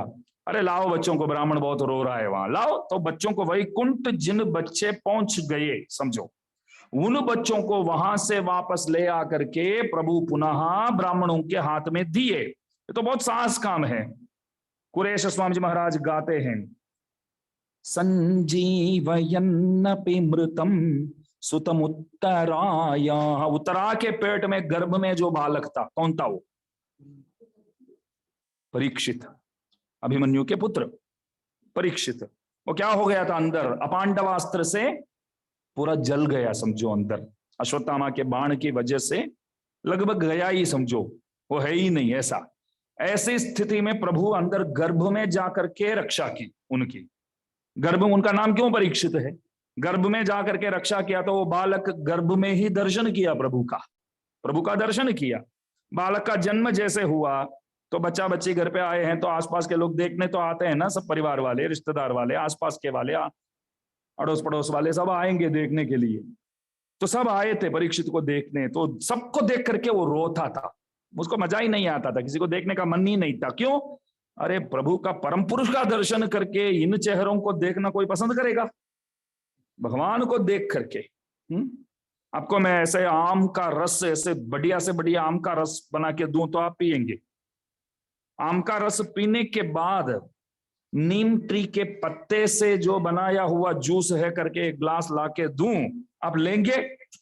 आप बोलेंगे भले ये शरीर के लिए, शरीर के लिए अच्छा, बात सब सही है, अभी अभी तो आम का रस पी करके कोई, मैं या ऐसा पूछो, आम का रस चाहिए या नीम के पत्ते के आपको जूस चाहिए? तो आम का ही चाहिए। ये नीम के पत्ते तो साल भर के मिलता है, आम का रस तो अभी सीजन है तो पी लो तो अच्छा है। अभी पी लो तो अच्छा है, अभी पी लो चाहिए तो। ऐसे तो आम का रस लोगों को अच्छा लगता है। तो इस तरह प्रभु को देख करके, आम के रस के सदृश प्रभु को देख करके, दर्शन करके, नीम के पत्ते के रस के सदृश हमारे जैसे चेहरे उनको अच्छा लगेगा, इसलिए वो रोता था। जब प्रभु आए, वो ढूंढ रहा था, परीक्षा कर रहा था कि गर्भ में मेरे को जिसने कृपा किया वो चेहरा ये है क्या, ये है क्या, ये है क्या, ऐसा सबको देख देख करके परीक्षा करता था। आखिर प्रभु आए, बोला कि यही, इन्हीं को देखा मैं अंदर। ऐसा मन में खुशी आया, मतलब आनंद आया। तो सबको चेहरे, सबका चेहरे देख करके परीक्षा किया, तो उनका नाम हुआ परीक्षित। तो संजीवयन्नपि मृतम सुतमुत्तराया, उत्तरा के मृत पुत्र को भगवान ने बचाया। सांदीपनेश्चिरमृतम सुतमानयंश्च, सांदीपनी महर्षि के पास उज्जैन में अध्ययन किया प्रभु। अध्ययन करने के बाद उनसे पूछा गुरु दक्षिणा क्या चाहिए? वो क्या बोले? मेरा बच्चा 12 साल पहले समुद्र में कहीं स्नान करने गया तो वापस नहीं आया, उसको लौटा दो, यही चाहिए। प्रभु गए, उनको लेके आए। 12 साल पहले जब वो गायब हुआ तब उनका उम्र था 12। अभी 12 साल बाद भगवान आए तो उम्र कितना होना चाहिए? लेकिन 12 साल के जैसे गया वैसे की लाके दिया। यही तो भगवान है। ये साहस काम भगवान के सिवाय कौन कर सकते हैं? तो आप पूछेंगे यहाँ लॉजिक वगैरह देखेंगे, ये कैसे संभव है, कैसे ये है, ये तो लॉजिकली बैठता नहीं है बात, हम कैसे माने, ये लॉजिक बाजिक भगवान तक तो, भगवान के पास कोई काम का ही नहीं है ये लॉजिक वगैरह। प्रभु जो करते हैं वही लॉजिक है, बस इतना ही है। तो 12 साल पहले जिस रंग के शर्ट, जिस रंग के ट्राउसर पहन के, मतलब हाफ पैंट पहन के जो गया था, बस उसी ट्राउसर उसी टी शर्ट के साथ लाए प्रभु, बोलो 12 साल बाद। तो ये एक बात हुआ। और तीसरा, धामनो निजात, धामनो, धामना मतलब वैकुंठ, धामनो निजात द्विज सुतान पुनरानयन वा, द्विज सुतान, द्विज पुत्रों को, ब्राह्मण के पुत्रों को पुनः वापस लेकर के आए वहां से प्रभु। ये सब साहस काम आपके सिवाय और कौन कर सकते हैं? जैसे हेलीकॉप्टर शॉट धोनी के सिवाय कोई मारते हैं? ऐसे मारते हैं कुछ हेलीकॉप्टर शॉट? तो नाम धोनी का ही नाम आता है। हेलीकॉप्टर शॉट बोले तो कौन याद आता है बच्चों को, क्रिकेट देखने वालों को? धोनी। और माइकल जॉर्डन मालूम है बास्केटबॉल कैसे खेलते हैं, बॉल ऐसे उनकी तरह। और मेसी रोनाल्डो तो फुटबॉल में तो है ही, झगड़ते कौन ज्यादा गोल्स मारते हैं, ये है वो है, बहुत झगड़ते तो है दोनों, बहुत सुप्रसिद्ध है। टेनिस के रोजर फेडरर, नडाल वगैरह है। तो एक एक में देखो, एक एक निपुण तो उसमें तो रहता ही। जैसे उसेन बोल्ट करके उनकी तरह तो कोई तो भाग ही नहीं सकते, दौड़ नहीं सकते हैं, जंप नहीं कर सकते हैं, सब है कर सकते हैं। तो ऐसे वैसे कितने लोग हैं देखो, एक एक डिपार्टमेंट में, एक एक स्पोर्ट्स में ले लो, अथवा पढ़ने में IAS IPS भी बन जाते हैं, वैसे तो बहुत लोग हैं ना। हमारे बालक स्वामी जी जो है, स्वामी जी महाराज के सुपुत्र, चार्टर्ड अकाउंटेंट है, पहले ही अटेम्प्ट में पास हुए। वैसे पूरा वो धर्म के काम में अभी तो आ गए, चार्टर्ड अकाउंटेंट है और पहले ही अटेम्प्ट में पास हुई है। वैसे तो जो निपुण तो सब में सब होते हैं, कोई ना कोई तो किसी डिपार्टमेंट में कोई ना कोई उसका जो नैपुण्य जो होता है वो तो होता ही है ना। आप भी नहीं बोलते ना, हमारे माता जी जैसे कोई खाना नहीं बना सकते, बोलते कि नहीं? बोलो क्या स्वादिष्ट बनाते थे। बच्चे भी बोलते, दादी माँ जैसे, माँ को खुद बोलते हैं कि दादी माँ जैसे आप नहीं बना रहे। बच्चे बोलते दादी माँ बढ़िया बनाते थे, आप क्या बनाते? दादी माँ से इतना भी नहीं सीखा, पूछते। तो सबका नैपुण्य तो रहता है, एक्सपर्ट्स तो होते हैं सबके सब। प्रभु जैसे सब में एक्सपर्ट कोई नहीं। जो एडिसन इतने बड़े साइंटिस्ट थे, इतने बड़े साइंटिस्ट थे, वो अपना नाम भी भूल जाते थे। बोल, आइंस्टीन कहीं जाना था, उनके घर जाना था आइंस्टीन को। आइंस्टीन बहुत बड़े ऐसे साइंटिस्ट है। तो गाड़ी वाला को बोला रुको रुको मेरे घर पे छोड़ दो, तो बैठ गए। तो घर किधर है करके गाड़ी वाला पूछा, वो बोले कि वही जब से बैठा तब से याद कर रहा हूं, याद ही नहीं आ रहा है। बहुत बड़े साइंटिस्ट थे। बोलो, वो तुरंत उन्होंने ब्रेक लगाया, क्या किधर उतरना है वो मालूम ही नहीं है, तो अभी उतरो पहले। उनको मालूम नहीं था कि ये आइंस्टीन है। नाम तो बताओ, वो याद है? बोले मेरा नाम आइंस्टीन है। तो वो तो वैसे आश्चर्यचकित हो गया, चौंक गया। वैसे क्या बोल रहे हैं आप साइंटिस्ट आइंस्टीन है क्या? पहली बार आपका दर्शन हुआ प्रभु, अब आप वही है क्या? अरे आपका मकान मेरे को मालूम है। क्या बोले वो? आपका मकान मेरे को मालूम है। अच्छा, वो आपने नाम बता दिया, मैं छोड़ देता हूं। अच्छा, उनको नाम याद था, मकान याद नहीं था। एडिसन को नाम ही याद नहीं था। रेशन में कड़े थे तो एडिसन एडिसन एडिसन बोले, तो वो तो इधर उधर हिले ही नहीं। उनके बारे में एक अद्भुत बात है, बताने योग्य बात है, बच्चों को बहुत अच्छा लगेगा। थॉमस अल्वा एडिसन जो है, ये लाइट वगैरह सब कुछ है तो उनकी वजह से है, बराबर। बहुत बड़े साइंटिस्ट है। वो बचपन में स्कूल जाते थे तो स्कूल में ऐसा हुआ, स्कूल के टीचर कुछ खत में लिख के, एक पेपर में कागज में कुछ लिख करके उनके हाथ में दिया, मम्मी को दे देना। तो मम्मी को दिए तो मम्मी जी देख करके बोले, वाह बेटा वाह, क्या शानदार लड़का है तू, बहुत बढ़िया है। देखो स्कूल में ऐसा लिखा है कि तू बहुत होशियार है, बहुत दिमाग वाला है। बच्चों को किस तरह हमको रखना है ये सीखने योग्य कथा है। तो शानदार लड़का है, बहुत होशियार है, बहुत बढ़िया पढ़ता है। तो हमारे स्कूल में तेरे दिमाग के हिसाब से पढ़ाने वाले सिखाने वाले टीचर्स कोई नहीं है, इसलिए और कोई स्कूल में तेरे को जाना है। और कोई स्कूल में, तो और कोई स्कूल में लगा देते हैं बेटा, तेरे को लगा दिया। वो बड़े होने के बाद, उनके माताजी के जाने के बाद वो गांव में आया। सब बोले कि यहाँ जो कुछ प्रॉपर्टी से आके तो देखो, माताजी तो चले गए तो आके देखो क्या है करके। तो वह गया तो माताजी की एक पेटी, जो बॉक्स, बड़ा बॉक्स जैसा कुछ था, तो निकाल रहा था अंदर से। अभी तो बहुत बड़े साइंटिस्ट है ये। अंदर से वो खत जो स्कूल में दिया गया खत पहली बार वो जिस दिन दिया उसके बाद अभी देख रहा है वो, तो हाथ में देखा तो उसमें क्या लिखा हुआ? हाँ, आपका लड़का जो ना बहुत वीक है, कुछ जितना भी समझाते हैं कुछ समझते नहीं है, ये हमारे स्कूल में पढ़ने के लिए योग्य ही नहीं है। बोलो और कहीं आपको जिधर भी लगाना है लगा दो, था ऐसा। लेकिन माँ क्या बोली? बहुत होशियार है तो स्कूल में आपके बच्चे को पढ़ाने योग्य कोई टीचर नहीं है। तब ऐसे तब रोए एडिसन, माँ गए तब भी नहीं रोए। वो बोले कि देखो उस दिन ही मेरे हिम्मत नहीं टूटना चाहिए करके माँ ने जो काम किया है, तो उनकी वजह से तो मैं आज साइंटिस्ट बना हूं, वरना क्या होगा? उसी दिन बस ये काम का, बच्चों को कभी ये नहीं बोलने का कि तू किसी भी काम का लायक नहीं है, तू किसी भी काम का लायक नहीं है। अगर वो वापस पूछेगा तो हम क्या करेंगे? आप किस काम के लिए लायक है? अब देखिए, ऐसा नहीं बोलना चाहिए, बच्चों को समझाना चाहिए, और थोड़ा स्ट्रिक्ट होना भी जरूरी है। कोई ना तो नहीं बोलते, स्ट्रिक्ट तो होना ही चाहिए, लेकिन प्रेम पूर्वक व्यवहार भी होना चाहिए। ऐसा नहीं हमेशा स्ट्रिक्ट ही रहेंगे हम, ऐसा हमको देखकर ही डरना चाहिए, ऐसा नहीं। थोड़ा बहुत उनके प्रति भर्ट करके मन में क्या विचार कर रहे हैं, क्या है, क्यों टेंशन में है, बच्चे है ना। तो इसलिए ज्यादा गुस्सा नहीं करने का ऐसे। तो साहस कार्य, ये एडिसन नाम भूल जाते थे। एडिसन एडिसन बोले तो वो बोले किसी को बुला रहे हैं, जाओ यार, तो सब बोले महाराज आपका नाम है, आपको ही बुला रहे। भूल गया सॉरी, ऐसा बोले वो। देखो साइंटिस्ट है तो इतने बड़े साइंटिस्ट है, लेकिन नाम याद नहीं रखते। इतने बड़े साइंटिस्ट है, एड्रेस नहीं याद रखते हैं, तो फिर कहां से हम जितने भी बड़े ज्ञानी होंगे तो भगवान के शक्ति के बारे में अद्भुत शक्ति बोलते हैं। भगवान के जो शक्ति है उस शक्ति का नाम अद्भुत शक्ति, अवर्णनीय शक्ति, अवांग मनस गोचर शक्ति। अवांग मनस गोचर है, वाणी और मन, वेद स्वयं प्रभु का तारीफ करने वाला। वेद स्वयं बोलता है यतो वाचो निवर्तन्ते अप्राप्य मनसा सहा।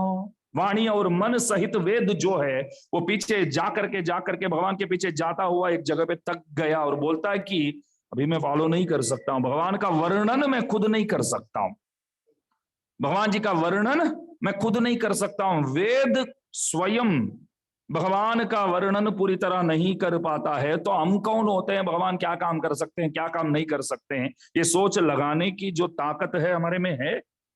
कुछ कल क्या बनाना है वो भी हमको मालूम नहीं है। आपको देखिए, सोचते रहते हैं, तो भगवान के शक्ति के बारे में क्या सोचेंगे आप? इसलिए भगवान वहां से लेके आए। अभी प्रश्न ये है कि बच्चे वैकुंठ में थे, कमल किशोर भैया बोले कि वैकुंठ जाते हैं तो वापस नहीं आ सकते, तो बच्चे कैसे आए वापस?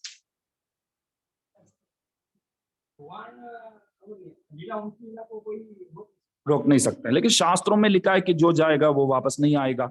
शास्त्र वाक्य झूठ हो जाए, भगवान के वाक्य झूठ हो जाए, दोनों में कोई फर्क नहीं है।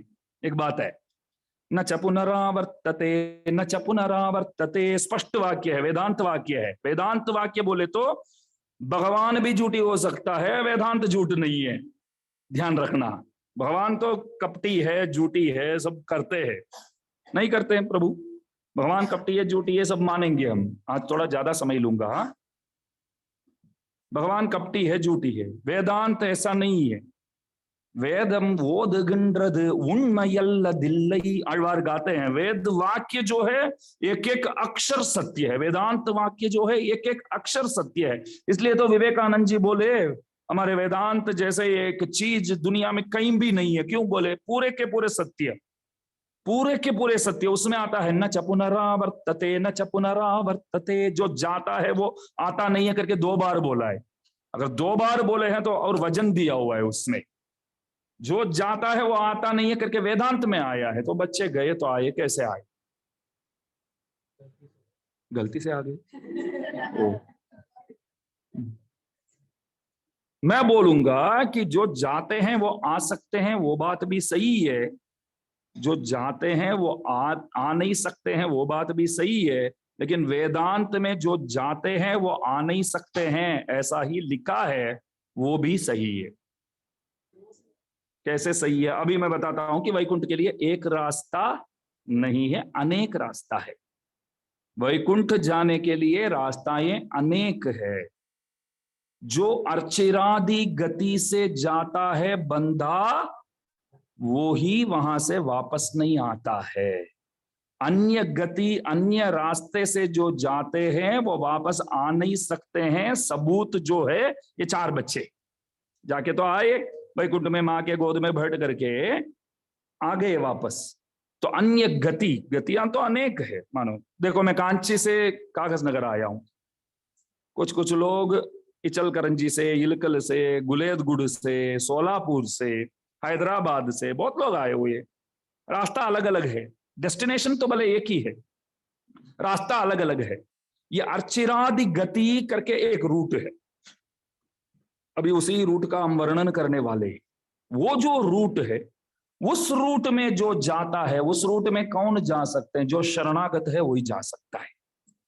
जो शरणागत है वो उस रूट में जाता है। उस रूट में जाएगा तो आप जा सकते हैं मगर आ नहीं सकते हैं, और अन्य रूट्स में जाते हैं तो आ भी सकते हैं। अन्य रूट्स में भी सबके सब वैसे जाते नहीं है, यदि कोई जाते हैं तो आ सकते हैं। किसका? यही है, यही सबूत है, यही सबूत है। नहीं ऐसी बात नहीं होगा, ऐसी बात नहीं है, लेकिन ये सबूत है। ये बच्चे गए तो आए, ये सबूत है। कैसे आए? न च पुनरावर्तते का क्या जवाब देंगे फिर आप? भगवान की लीला नहीं है। मैं वही बोलता हूं, भगवान झूठी है, कपटी है। मैं बोलता हूं वेदांत कपटी नहीं है, झूठी नहीं है। बुद्धावतार को क्यों नहीं मानते हम? आप बताइए। अभी अभी आप पकड़े गए। बुद्धावतार भगवान ने किया है, गौतम बुद्ध नहीं। बुद्धावतार करके भगवान ने किया है, वो गौतम बुद्ध नहीं, सिद्धार्थ गौतम बुद्ध नहीं। उनके भी पहले, सबसे पहले ये बौद्ध मत के अनेक बुद्ध हुए, वैसे अनेक बुद्ध हुए। इनमें 100 सबसे पहले जो बुद्ध हुए वो बुद्ध और कोई नहीं थे, भगवान का अवतार। ध्यान दीजिए कमल किशोर जी, भगवान का अवतार। हम मानते कि नहीं उस अवतार को? नहीं मानते, अवतार करके मानते हैं, उस अवतार को नहीं मानते हैं। प्रणाम भी नहीं कर सकते हो आप उस अवतार को। बुद्धावतार बुद्ध देवाय नमः नहीं है। बुद्धावतार भले प्रभु का अवतार है। वापस बोलता हूं, सिद्धार्थ गौतम बुद्ध नहीं थे, इससे भी बहुत पहले। वो बुद्धावतार प्रभु ने किया, लेकिन उस अवतार को हम नहीं मानते। षडकोप स्वामी जी बिल्कुल स्पष्ट रूप से कारण बताते हैं। हमारे में एक बात है कि हमारे धर्म में एक एक बात का उत्तर है ना, बहुत सुंदर रीति से कहा गया है। मैं आगे भी आपको बहुत आश्चर्य दूंगा। क्यों नहीं मानते हैं? उस अवतार में प्रभु ने क्या किया मालूम है? ये आसुर लोग जो होते हैं ना, एक दिन बैठकर मीटिंग किया, आसुर राक्षस सबने सोचा कि ये देवता लोग जब भी आते हैं जीत जाते हैं। हमारे पास सारे सब है, मतलब अस्त्र शस्त्र इत्यादि है, बल है, सब है, हम कुछ भी खाते हैं। वे लोग तो थोड़ा सा तो सात्विक है हमसे, फिर भी हमेशा वही जीत जाते हैं, हम क्यों हार जाते? कारण क्या है? तब किसी असुर ने बोला, ये देवता लोग है ना, यज्ञ आदि करते हैं, वेद पठन करते हैं, इसलिए उन लोगों में इतनी ताकत है, तो हमको भी वो करना पड़ेगा। तो सब असुरों ने निर्णय कर लिया कि हम भी हवन इत्यादि करेंगे, हम भी वेद इत्यादि पढ़ेंगे, और हम भी देवताओं की तरह बलिष्ठ हो जाएंगे। तो सबने बैठ करके शुरू कर दिया। तब भगवान को बुद्ध बनना पड़ा। भगवान बुद्ध जी का काम क्या है वो पहले बोलिए आप। बुद्ध जी क्या बोलते हैं? सब झूठ बोलते हैं, ये वेद इत्यादि सब झूठ, वैदिक कार्य कोई भी मत करो, ये यज्ञ आदि मत करो, अहिंसा परमो धर्म। यज्ञ आदि करते हैं तो उसमें तो मृग पशु जो है वो तो देते हैं ना, आहुति वपा लेकर के देना पड़ता है। वाजी में ते वपाहो में धातुरुत्तर वेदिता उदिताय हुदादग्ने रुदारांगाय मंगलम। ब्रह्मा जी ने हवन किया तो ब्रह्मा जी के हवन से ही वरदराज भगवान प्रकट हुए, बाहर निकले। तो उसमें घोड़ों को इस्तेमाल करते हैं, बकरी को इस्तेमाल करते हैं हवन में। कलयुग में तो नहीं है, पहले करते थे उस युग में। तो हवन करते हैं तो ये आसुर लोग बैठ गए हवन करने। वेद मंत्र इंद्रा यस्वाहा ऐसे ऐसे मंत्र आता है ना, मंत्र बोल करके हवन करने। तो ये लोग भी, ये दुष्ट लोग भी इस तरह इसका इस्तेमाल करके बलिष्ठ हो जाएंगे तो देवता गणों को जीतना बहुत मुश्किल हो जाएगा। तो प्रभु बुद्ध ने क्या किया? भगवान आकर के उन आसुरों से बोले कि ये वेद सब झूठ है, ये वैदिक मार्ग गलत है, ये हवन इत्यादि करना पाप है, ये नहीं करना चाहिए, हिंसा नहीं करना चाहिए। बोलने में बहुत समर्थ थे बुद्ध। गौतम सिद्धार्थ गौतम बुद्ध भी ऐसे ही थे। उनकी तरह बोलना किसी की वश की बात नहीं है। बोलना एक कला है, नहीं, बोलना एक कला है। अब कैसे हो करके पूछना जो है ना, खाली कैसे हो बस इतना ही है, लेकिन वो पूछने की जो तरीका है ना वो विभिन्न प्रकार के हैं, विभिन्न प्रकार के। किसी से आप पूछो कैसे हो तो लगना चाहिए आप सिर्फ मुंह से पूछते हैं या अंदर से पूछते हैं। हाँ? मानो कि मैं सोचूं, अंदर सोचता हूँ कि साला मरता ही नहीं है तो कैसे हो बाहर पूछूं, अंदर विचार क्या है कि जाता ही नहीं है ये, इस तरह विचार करके पूछूं, तो उसका जो मॉड्यूलेशन ही अलग हो जाता है। तब मॉड्यूलेशन ही अलग हो जाता है। मन में हृदय में प्रेम भरा हुआ है कि नहीं है, तो चेहरे से ही वाणी से ही समझने वाले लोग हैं।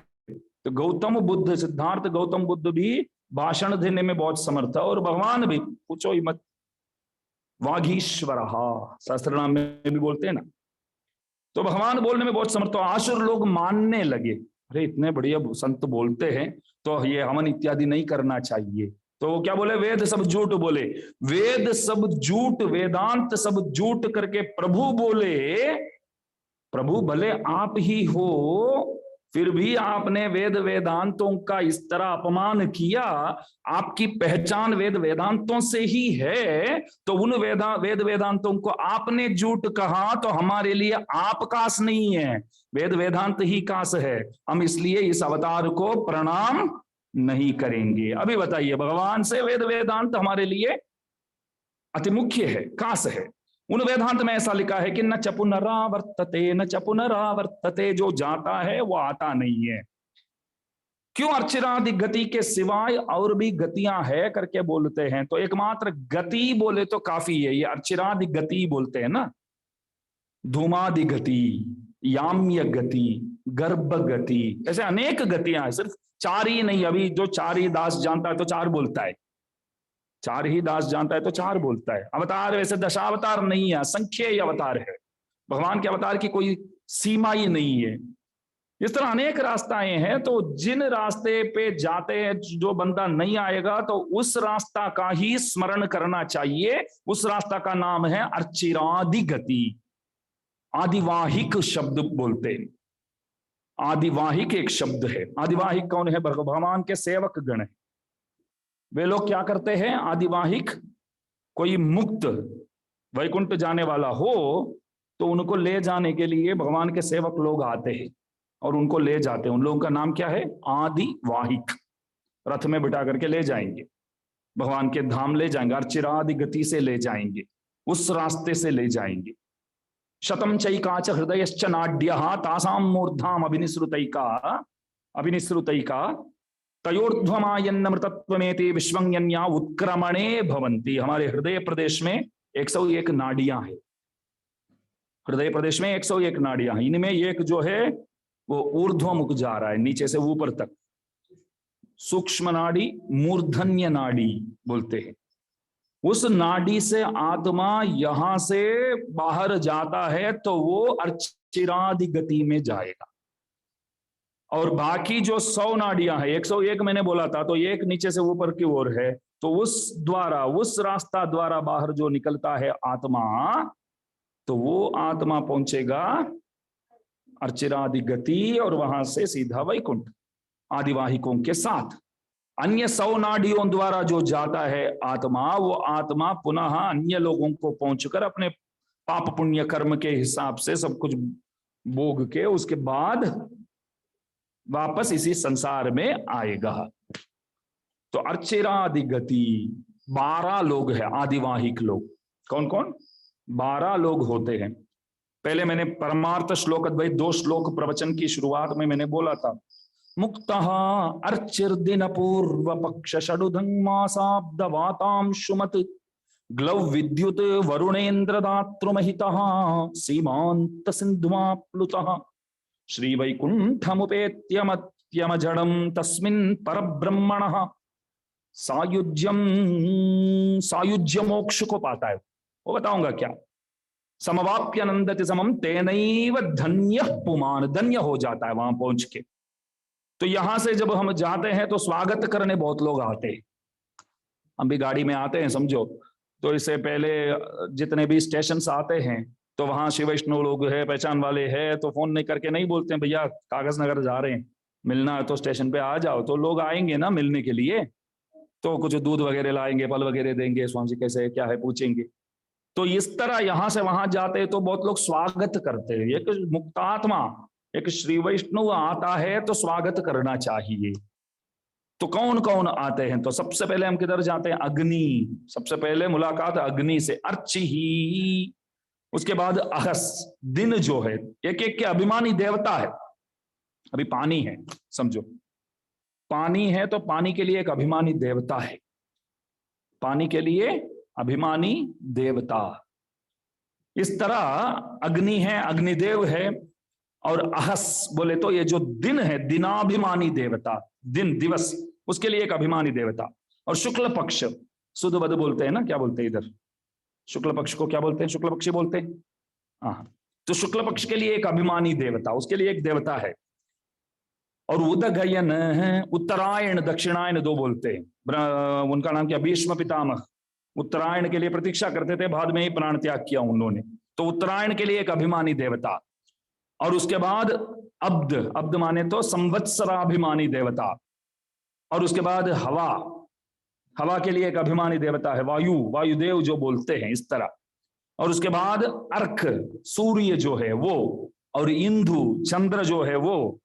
फिर वैद्युत, बिजली जो है, उसके लिए एक अभिमानी देवता है, उसी को अमानव बोलते हैं, उन्हीं को मानस भी बोलते हैं। उसके बाद वरुण देव, उसके बाद इंद्रदेव, उसके बाद प्रजापति ब्रह्मा।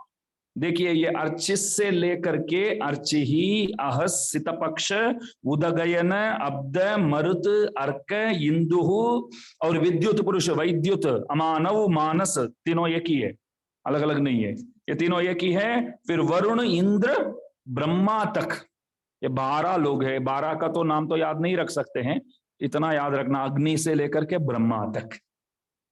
अभी सरल हो गया ना आपको? किससे लेकर के कौन तक? अग्नि से लेकर के ब्रह्मा तक, अग्नि से लेकर के ब्रह्मा तक, अग्नि से लेकर के ब्रह्मा तक, ब्रह्मा से लेकर के अग्नि तक, ब्रह्मा से लेकर के अग्नि से लेकर के ब्रह्मा तक, ब्रह्मा से लेकर के अग्नि तक नहीं।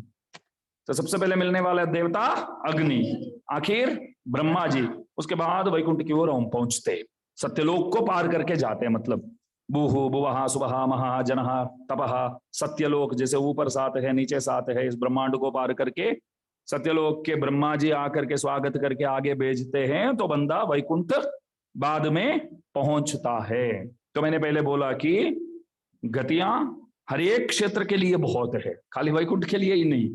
हर एक क्षेत्र, जैसे कागज नगर आना है तो रास्ता बहुत है, कांची जाना है तो रास्ता अनेक है। इस तरह हर एक क्षेत्र के लिए रास्ता अलग है, लेकिन हम बेस्ट रूट पकड़ के जाएंगे कि नहीं। जो रूट बढ़िया है, रोड वगैरह बढ़िया है, जो जल्दी पहुंचाएगा, तो वो रूट ही तो आप पकड़ेंगे। ऐसे वैकुंठ के लिए यदि कोई रूट है तो ये अग्नि से लेकर के ब्रह्मा जी तक जो आवाहन करके स्वागत करके आगे जाने देते हैं, वो रूट ही सर्वोत्कृष्ट रूट है, सर्वोत्तम रूट है। तो आचार्य कृपा से जो बंधा उसमें जाता है, एक बात है, आचार्य कृपावलंबी है, आप उसी रास्ते में जाएंगे, अन्य रास्तों में जाने की तो बात ही नहीं, संभावना ही नहीं है, संभावना ही नहीं। आजकल तिरुपति देवस्थान वाले क्या करते हैं, पैकेज बनाते, ट्रेवल्स वाले तिरुपति के पैकेजेस, क्या बोलते हैं, बस ये 3500 भरो, आपको बस में बिठाएंगे, तिरुपति ले जाएंगे, दर्शन कराएंगे, लड्डू अवश्य आपको दिला देंगे, और वहां से आपको लेकर के बढ़िया से बढ़िया होटल में आपको रुकने की व्यवस्था, प्रसाद की व्यवस्था, सब ऐसा बोलते हैं 4500 5000 ऐसा कुछ दो, तो यहां से जाके यहीं छोड़ देंगे। आप कैसे जाएंगे? खुश होकर के जाएंगे, बिल्कुल टेंशन बिना, कोई टेंशन नहीं, क्योंकि पूरा ख्याल वो रखेंगे, दर्शन के लिए टिकट वगैरह का उसका प्रबंध करना, ये करना, लड्डू के लिए सब वो देखेगा, आपको इधर से बैठना है, इधर उतरना है।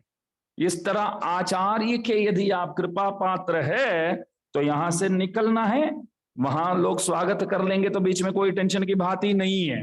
एक 5000 मात्र देने से पूरा प्रबंध करके आपका यात्रा बढ़िया से बढ़िया बना के देने के लिए यहाँ यदि डीलर्स उपलब्ध है, तो आचार्य इतना नहीं करेंगे? आचार्य कृपा से तो वैकुंठ प्राप्ति है, तो आपको वहां जब तक नहीं पहुंचाते हैं तब तक आचार्य लोग बैठते ही नहीं है। विचार करते ही रहते हैं कब पहुंचेगा, कैसे पहुंचेगा। तो जैसे मुक्त अंदर जाता है, वहां आचार्यों क्या करते हैं मालूम है, सब आचार्य बैठे हुए होते हैं, तो सब क्या करते हैं, एक मुक्त अंदर आ गया तो एक एक के हाथ में हाथ दिखाओ, ऐसे करते हैं खुश होकर के। क्यों? ऐसे क्रिकेट वाले नहीं करते, ऐसे खेलते, कैच पकड़ते तो नहीं करते, आनंद अपने मतलब आनंद बांटते हैं दूसरों से, खुश हो जाते हैं ना। वैसे आचार्यों खुश हो जाते, क्यों? हमने जो कृषि किया वो सफल है। इनको यहां लाने के लिए, इनको पहले सुधारने के लिए बहुत कष्ट हुआ, जितना भी बोलूं वो मानता नहीं था, तो बहुत समझाना पड़ता था, तो समझाकर भगवान की ओर लेके आया, शरणागत हुआ वो। बाद में शरणागत होने के बाद जैसे शरणागत को, एक प्रपन्न को रहना चाहिए वैसे ही रहता था और भगवान का पूजा इत्यादि करता था। तो आखिर प्राण छूट गया तो सीधा जहां आना है वहां आ गया। जितने जन्मों से वो संसार में भटकता था, तो इस जन्म में हम सब मिलकर के जो कृषि किया, जो काम किया, बस हमने काम अच्छा किया, हम पास हो गए करके आचार्यों एक दूसरे से वो खुशी बांटते। हम पास हो गए, पास वो नहीं हुआ जो अंदर आया मुक्त जो है, वो पास नहीं हुआ, हम पास हो गए। टीचर भी बोलते हैं ना, मैंने बोला सुबह मैं पास हो गया हूं, तो टीचर क्या बोलेंगे, तू पास हो गया क्या? बस मेहनत हमने जो किया बस मैं पास हो गया हूं, वही बोलेंगे ना। वो तेरे पीछे इतना समय निकाला, मैं तेरे को पढ़ाते पढ़ाते मैं थक गया, लगा कि तू पास नहीं होएगा तो पास हो गया, तो अच्छा हुआ तू नहीं पास हुआ बेटा, मैं पास हो गया हूं, टीचर लोग बोलते। वैसे आचार्य लोग क्या बोलते, हम पास हो गए बोलते। तो ये 12 लोग होते हैं जो स्वागत करने वाले। तो मुक्त यहां से जाता है तो इन लोगों से मिलकर के, इन लोकों को पार करके, इन क्षेत्रों को पार करके वो आगे जाता है। मैं और एक प्रश्न अभी पूछूंगा, ये भी सुंदर प्रश्न है। भगवान स्वतंत्र है कि नहीं? क्या नहीं है? स्वतंत्र है। प्रभु स्वतंत्र है, कोई उनको कोई कुछ रोक ही नहीं सकते। स्वतंत्र का अर्थ क्या है? इंडिपेंडेंट है। प्रभु जो है वो इंडिपेंडेंट है, कोई कुछ नहीं कह सकते, वो जो चाहते हैं वो कर सकते हैं। याद रखना है, जो वो चाहता है वो तो हमको मालूम ही है, नहीं तो ये कोरोना कहां से आया। वो जो चाहते हैं वो कर सकते हैं ना। कंप्लीट लॉकडाउन करा दिया ना, सब करते हैं प्रभु, क्या नहीं करते हैं बोलो। वो जो चाहते हैं वो कर सकते, जिसको रखना है तो रख भी सकते, उठाना है तो उठा भी सकते, उनकी मर्जी, कोई कुछ नहीं पूछ सकता है, पूछने से कोई जवाब मिलने वाला भी नहीं है। इंडिपेंडेंट है, वो इंडिपेंडेंट है। मैंने बोला कि अर्चिरादि गति द्वारा जो जाता है आत्मा, वो वापस नहीं आएगा, बराबर। न च पुनरावर्तते, न च पुनरावर्तते, पुनरावृत्ति नहीं है। तो वहां पहुंच गया एक बंदा, भगवान जो चाहते हैं वो कर सकते हैं। जो आया उनको देख करके प्रभु बोले, तू कैसे इधर आ गया, तू वापस जाओ, तेरे को नहीं रखना है इधर, तेरे को देखकर मेरे को अच्छा नहीं लगता है। मैंने पूछा क्यों अच्छा नहीं लगता है? भगवान बोले नाक थोड़ा बड़ा है, मेरे को अच्छा नहीं लगता, जा। ऐसे एक कारण बोलते हैं प्रभु, एक बहाना। तो बोलते कि तू जा। यदि प्रभु चाहते हैं तो वहां से हमको यहां भेज सकते हैं कि नहीं? भेज सकते हैं। क्यों? वो इंडिपेंडेंट है, उनको कोई कुछ पूछ नहीं सकते हैं, भेज सकते हैं। अर्चिरादि गति द्वारा ही गया है बंदा, अन्य रास्तों से नहीं। अभी तक मैंने क्या बोला, अर्चिरादि गति में जो जाएगा वो वापस नहीं आएगा। अर्चिरादि गति में ही गया एक अपना, सब मैंने पूछ लिया, सही रास्ते पे ही गया है। सब जगह साइन करके गया है, तो सब अपने पास डॉक्यूमेंट सब पक्का है अभी। लेकिन भगवान बोले तेरे को देखकर मेरे को अच्छा नहीं लगता है, तू जा। इंडिपेंडेंट है, बोल सकते हैं। तो भगवान चाहते तो कैसे नहीं होगा? तो ये आएगा कि नहीं फिर वो वहां से? तो वो वेदांत वाक्य का क्या होगा? वापस वेदांत वाक्य झूठ हो जाएगा ना। मैंने बोला ना, भगवान झूठी कपटी हो सकते हैं लेकिन वेदांत नहीं। बुद्धावतार याद रखना, हाथ भी नहीं जोड़ते हम, नाम भी नहीं लेते हैं, क्योंकि परम वैदिक सिद्धांत को आपने झूठ बोला है। अवैधिक हुए आप, अवैधिक मार्ग के प्रवर्तकाचार्य हुए, तो इसलिए हम मानते तक नहीं, इतना मानते हैं कि अवतार भगवान का है। तो अभी भगवान इंडिपेंडेंट है, स्वतंत्र है, तो जो गया उसको देखकर बोल दिया कि तू चले जाओ, बोल सकते हैं, तो वो वापस आ जाएगा। तो नंदकिशोर जी, वेदांत वाक्य का अभी क्या होगा फिर? वेदांत वाक्य झूठ हो जाता है ना फिर। बढ़िया व्याख्यान हमारे रामानुज स्वामी जी महाराज देते हैं यहाँ, बहुत सुंदर। रामानुज स्वामी जी बोलते हैं, जो बालक 6 महीने से आइसक्रीम के लिए रोता है, समझो मेरे को आइसक्रीम चाहिए, मेरे को आइसक्रीम चाहिए, मम्मी पापा क्या बोलते हैं, कल ला देंगे बेटा, आज ला देंगे, कल ला देंगे, आज ला देंगे, कल ला देंगे, आज ला देंगे। 6 महीना हो गए, आज ला कर दिया तो वो ना बोलेगा? वो रोज रोता है, मेरे को आइसक्रीम चाहिए, मेरे को आइसक्रीम चाहिए। मैंने सरप्राइज दिया, समझो कि आइसक्रीम फ्रिज से लेकर आया, वो जो मांगता था वो कोई भी फ्लेवर हो, वनीला हो, स्ट्रॉबेरी हो, चाकोबार हो, जो भी है, मांगा तो दिखाया मैं, देखो बेटा, तो क्या करेगा वो? इतना खुश हो करके वो लेगा। वो ऐसा बोलेगा कि 6 महीने से मांग रहा था, आपने तो खिलाया नहीं, मेरे को नहीं चाहिए, बोलेगा? वो उसके लिए तरस रहा था, मेरे को कब मिलेगा, कब मिलेगा, तो नहीं चाहिए बोलेगा। तो जो जीव यहां से अर्चिरादि गति द्वारा वहां पहुंचता है, स महात्मा सुदुर्लभा करके गीता जी में रोने वाले प्रभु, ये आइसक्रीम मेरे को चाहिए, ये आइसक्रीम मेरे को चाहिए, ऐसा हमको देख करके बोलने वाले प्रभु, वो थक गए क्या आज प्रवचन से? नहीं, सोए नहीं आप, लेकिन तैयारी है। तो बहुत समय से, जन्मों से, युगों से हमारी प्रतीक्षा कर रहे हैं वो, ये आइसक्रीम पर ध्यान है ही प्रभु का। तो जिस दिन हम पहुंचे वहां, आइसक्रीम आ गया, वही देखेंगे प्रभु, ये आइसक्रीम मेरे सामने है। तो भगवान क्या अरसिक है क्या, पागल है क्या, ये नहीं चाहिए जाओ करके बोलने के लिए? एक बालक भी 6 महीने से रोता है, तो 6 महीने के बाद आइसक्रीम मिलने पर खुश हो करके स्वीकार करता है। तो जन्मों से हमारे प्रतीक्षा करने वाले प्रभु, वो बोलते हैं तो वो हो जाएगा, बात अलग है, लेकिन बोलने वाले पागल नहीं है प्रभु, क्योंकि वासुदेव सर्वमिति समहात्मा सुदुर्लभ।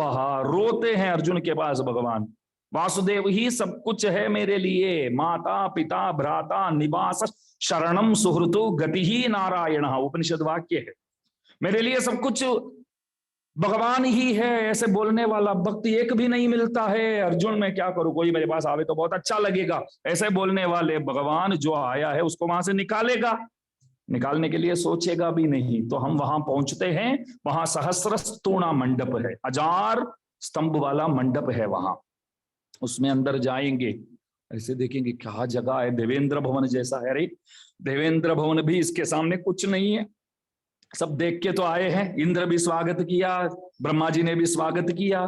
तो वहां जाके वैकुंठ देखते हैं, आश्चर्य होकर के हाथ जोड़ करके विरजा में स्नान करते हैं, तब अमानव आकर के स्पर्श करता है, विरजा नदी करके है, तो उसमें स्नान करके आते हैं, पालकी में बिठा कर तम पंचशतान यप्सरसान प्रतिधावंती, शतम माला हस्ता, शतम अंजन हस्ता, शतम चूर्ण हस्ता, शतम वासो हस्ता, शतम पण हस्ता, तम ब्रह्मालंकारेण अलंकुर्वंती, पर ब्रह्म की तरह सजाते हैं आपको।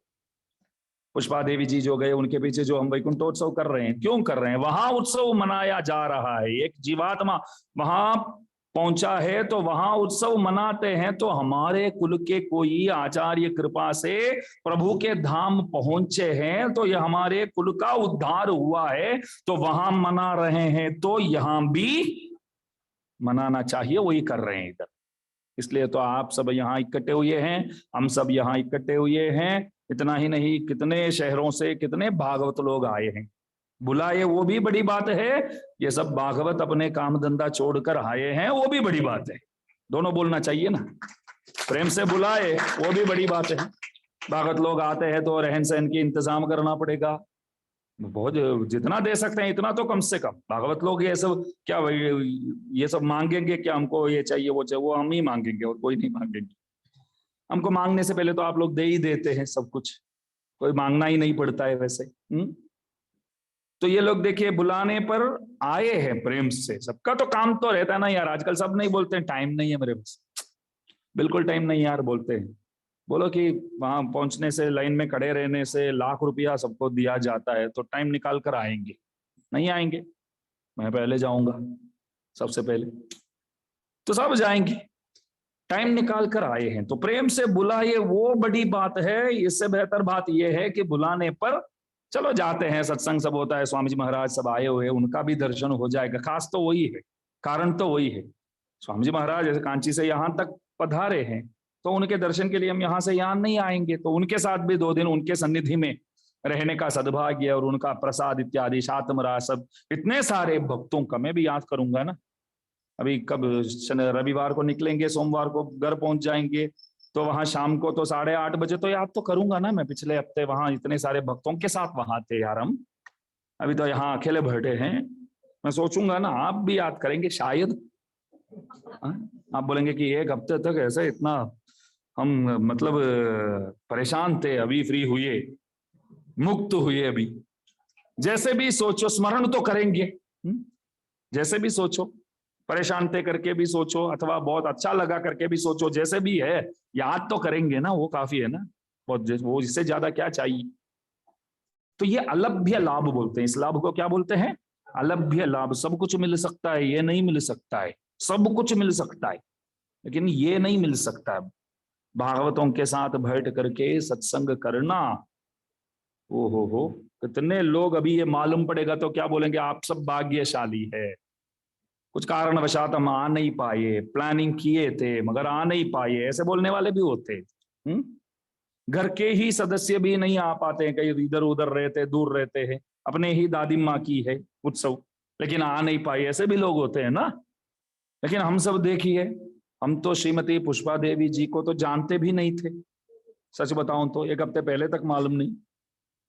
यहाँ जिस दिन शुरू हुआ तब वो फोटो लगाया, तो उसमें पहले देखा कि अच्छा, ये बात हुआ था उनके पुत्रों से कि धनुर्मास के समय उनका वैकुंठवास हुआ करके, लेकिन नाम क्या है वो सब मालूम नहीं था। तो देखा तो श्रीमती पुष्पा देवी, तो सोचा कि भगवान के वहां गए हैं तो हम सबके लिए भी वहां प्रभु से आप प्रार्थना कीजिए, हम सबके लिए भी बोलिए। वहां ये सब भी बस अपने ही शिव वैष्णव लोग है, जल्दबाज नहीं है, शांति से उठाना, लेकिन उठाना पक्का, और कहीं नहीं जाने का, इधर ही आने का, मेरे जैसे इधर ही पहुंचना है। पुष्पा देवी जी का वहां क्या काम है? अभी यही काम है। जैसे हम इधर आए आचार्य कृपा से, बाकी भी जितने भी सबके सब है, सब भी एक दिन और कहीं नहीं जाएंगे, वहां प्राण त्याग करेंगे तो सीधा इधर ही पहुंचेंगे। प्रभु उसके लिए कुछ करो, तो वो प्रभु को ऐसे ऐसे कुछ लोग ऐसे होते हैं, पतिदेव को करते रहते हैं, आज लाके दो ना, आज लाके दो, आज लाके दो ना, मांगते ही रहते हैं ना।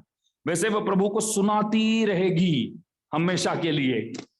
तो हमारे लिए वो कल्याणकारी है, वो सही काम जो एक शिव वैष्णव को करना चाहिए वो वहां कर रही है, तो यहां भी तो उत्सव मनाना चाहिए उसके लिए।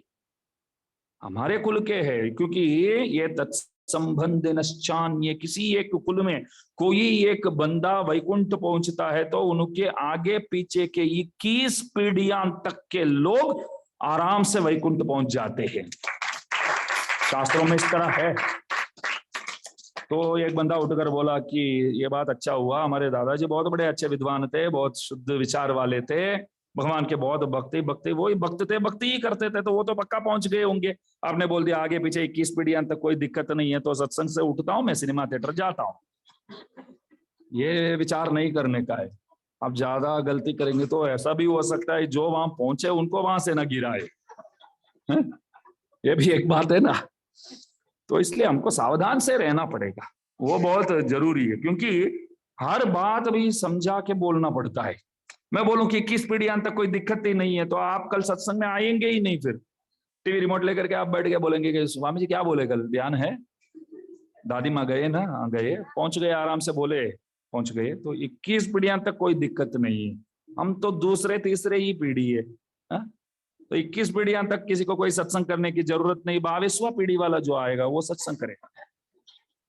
एक गांव में एक होटल में बाहर एक बोर्ड लगाया हुआ था, यहाँ आप जितना चाहते हो इतना पा सकते हो, खा सकते हो, पैसा नहीं देना होगा आपको, आप जितना चाहते हो इतना पा सकते हो। पैसा आपका पौत्र जो आएगा उनसे हम ले लेंगे, आपका ग्रैंडसन जो आएगा उनसे हम ले लेंगे। तो मेरे जैसे कोई जा रहा था, देखा तो बहुत अच्छा लगा। अरे वो बोला कि मेरा शादी भी नहीं हुआ, शादी होगा तब देख लेंगे, तब पुत्र आएगा बाद में, या पुत्री बाद में, पौत्र दौहित्र कोई भी, उनसे ही पैसा लेंगे ना, तो हम जाके खा लेंगे। तो अंदर जाके एक बार पूछ लिया, बोलो बात सही है ना, ये मुझसे पैसा कुछ नहीं लेंगे ना? स्वामी जी को दास आज शाम को बोला था। ये पधरावणी के लिए लेके गए थे ना, 2-3 घर लेके गए थे, तो बालक स्वामी जी किसी से पूछ रहे थे कि अपने गोविंद भैया से पूछ रहे थे कि हो गया सब इतना ही है, बोले कि वो इतना ही बोले। दास बोला लेकिन पधरावणी में स्वामी जी ऐसा हो जाता है तो किसी के घर जाते हैं तो वहां कोई देखने आते हैं ना, उनका भी मन बन जाता है बाद में स्वामी जी को हमारे घर पे भी लेके जाए हम। तो वो बोलता कि 10 मिनट समय देना, हम तैयार कर देते हैं, जल्दी सब तैयार कर देते हैं, तो स्वामी जी हमारे घर में भी आए तो अच्छा है। तो ऐसा मन में वो विचार करते हैं, तो विचार करते हैं तो बोलते हैं आ जाओ। गुजरात में दास जाता है, गांव गांव जाता है, तो कुछ लोग अमीर लोग भी होते हैं, गरीब लोग भी तो होते हैं, तो इतने इनोसेंट होते हैं ना कुछ लोग। अब देखिए स्वामी जी हमारे घर आप आएंगे, मैं बोलता हूँ मैं आऊंगा, तो ये भी पूछ लेते कि आप आते तो 100 रुपया चरण में रखेंगे तो चलेगा। लोग पूछेंगे, तो दास को बुरा नहीं लगता है, तो आप वो नहीं रखेंगे तो भी चलेगा, ऐसी बात नहीं। लेकिन वो होशियार भी है, इनोसेंट भी है, होशियार भी है। क्यों? वहां जाने के बाद अगर उनको क्या मालूम है, वहां जाने के बाद मैं बोलूं कि 5,000 रखो, तो इससे अच्छा पहले बात हो जाए तो अच्छा है ना। स्वामी जी को बोला तो स्वामी जी हंसने लगे। ऐसा ऐसा होता है, तो इच्छा भी है और बेचारे इतने पैसे हाथ में नहीं हो तो बेचारे क्या करेंगे बोल। एक बंदा बहुत गरीब था तो दास को बुलाया एक बार आओ करके, मैंने मजाक किया कि तेरे वहां आना है तो आज से लगभग 15-20 साल पहले 5,000 रखना होगा करके। एक झोंपड़ी जैसा था तो वहां लेके गया, 5,000 रखा वो। मैं बोला किधर से लाया, तो मैंने किसी से उधार के रूप में लेके आया। मैं बोला भैया खाली मजाक किया हूँ, ये चाहिए तो ठीक है, किसी से और किसी से मांग लेंगे, आपसे नहीं मांगेंगे, जरूरत पड़े तो उसके लिए है लोग। तो भावुक जो होते हैं ना, तो किसी को प्रेम से बुलाना है तो मन हो जाता है तो वो बुला देते हैं। ये क्यों बोला मैं?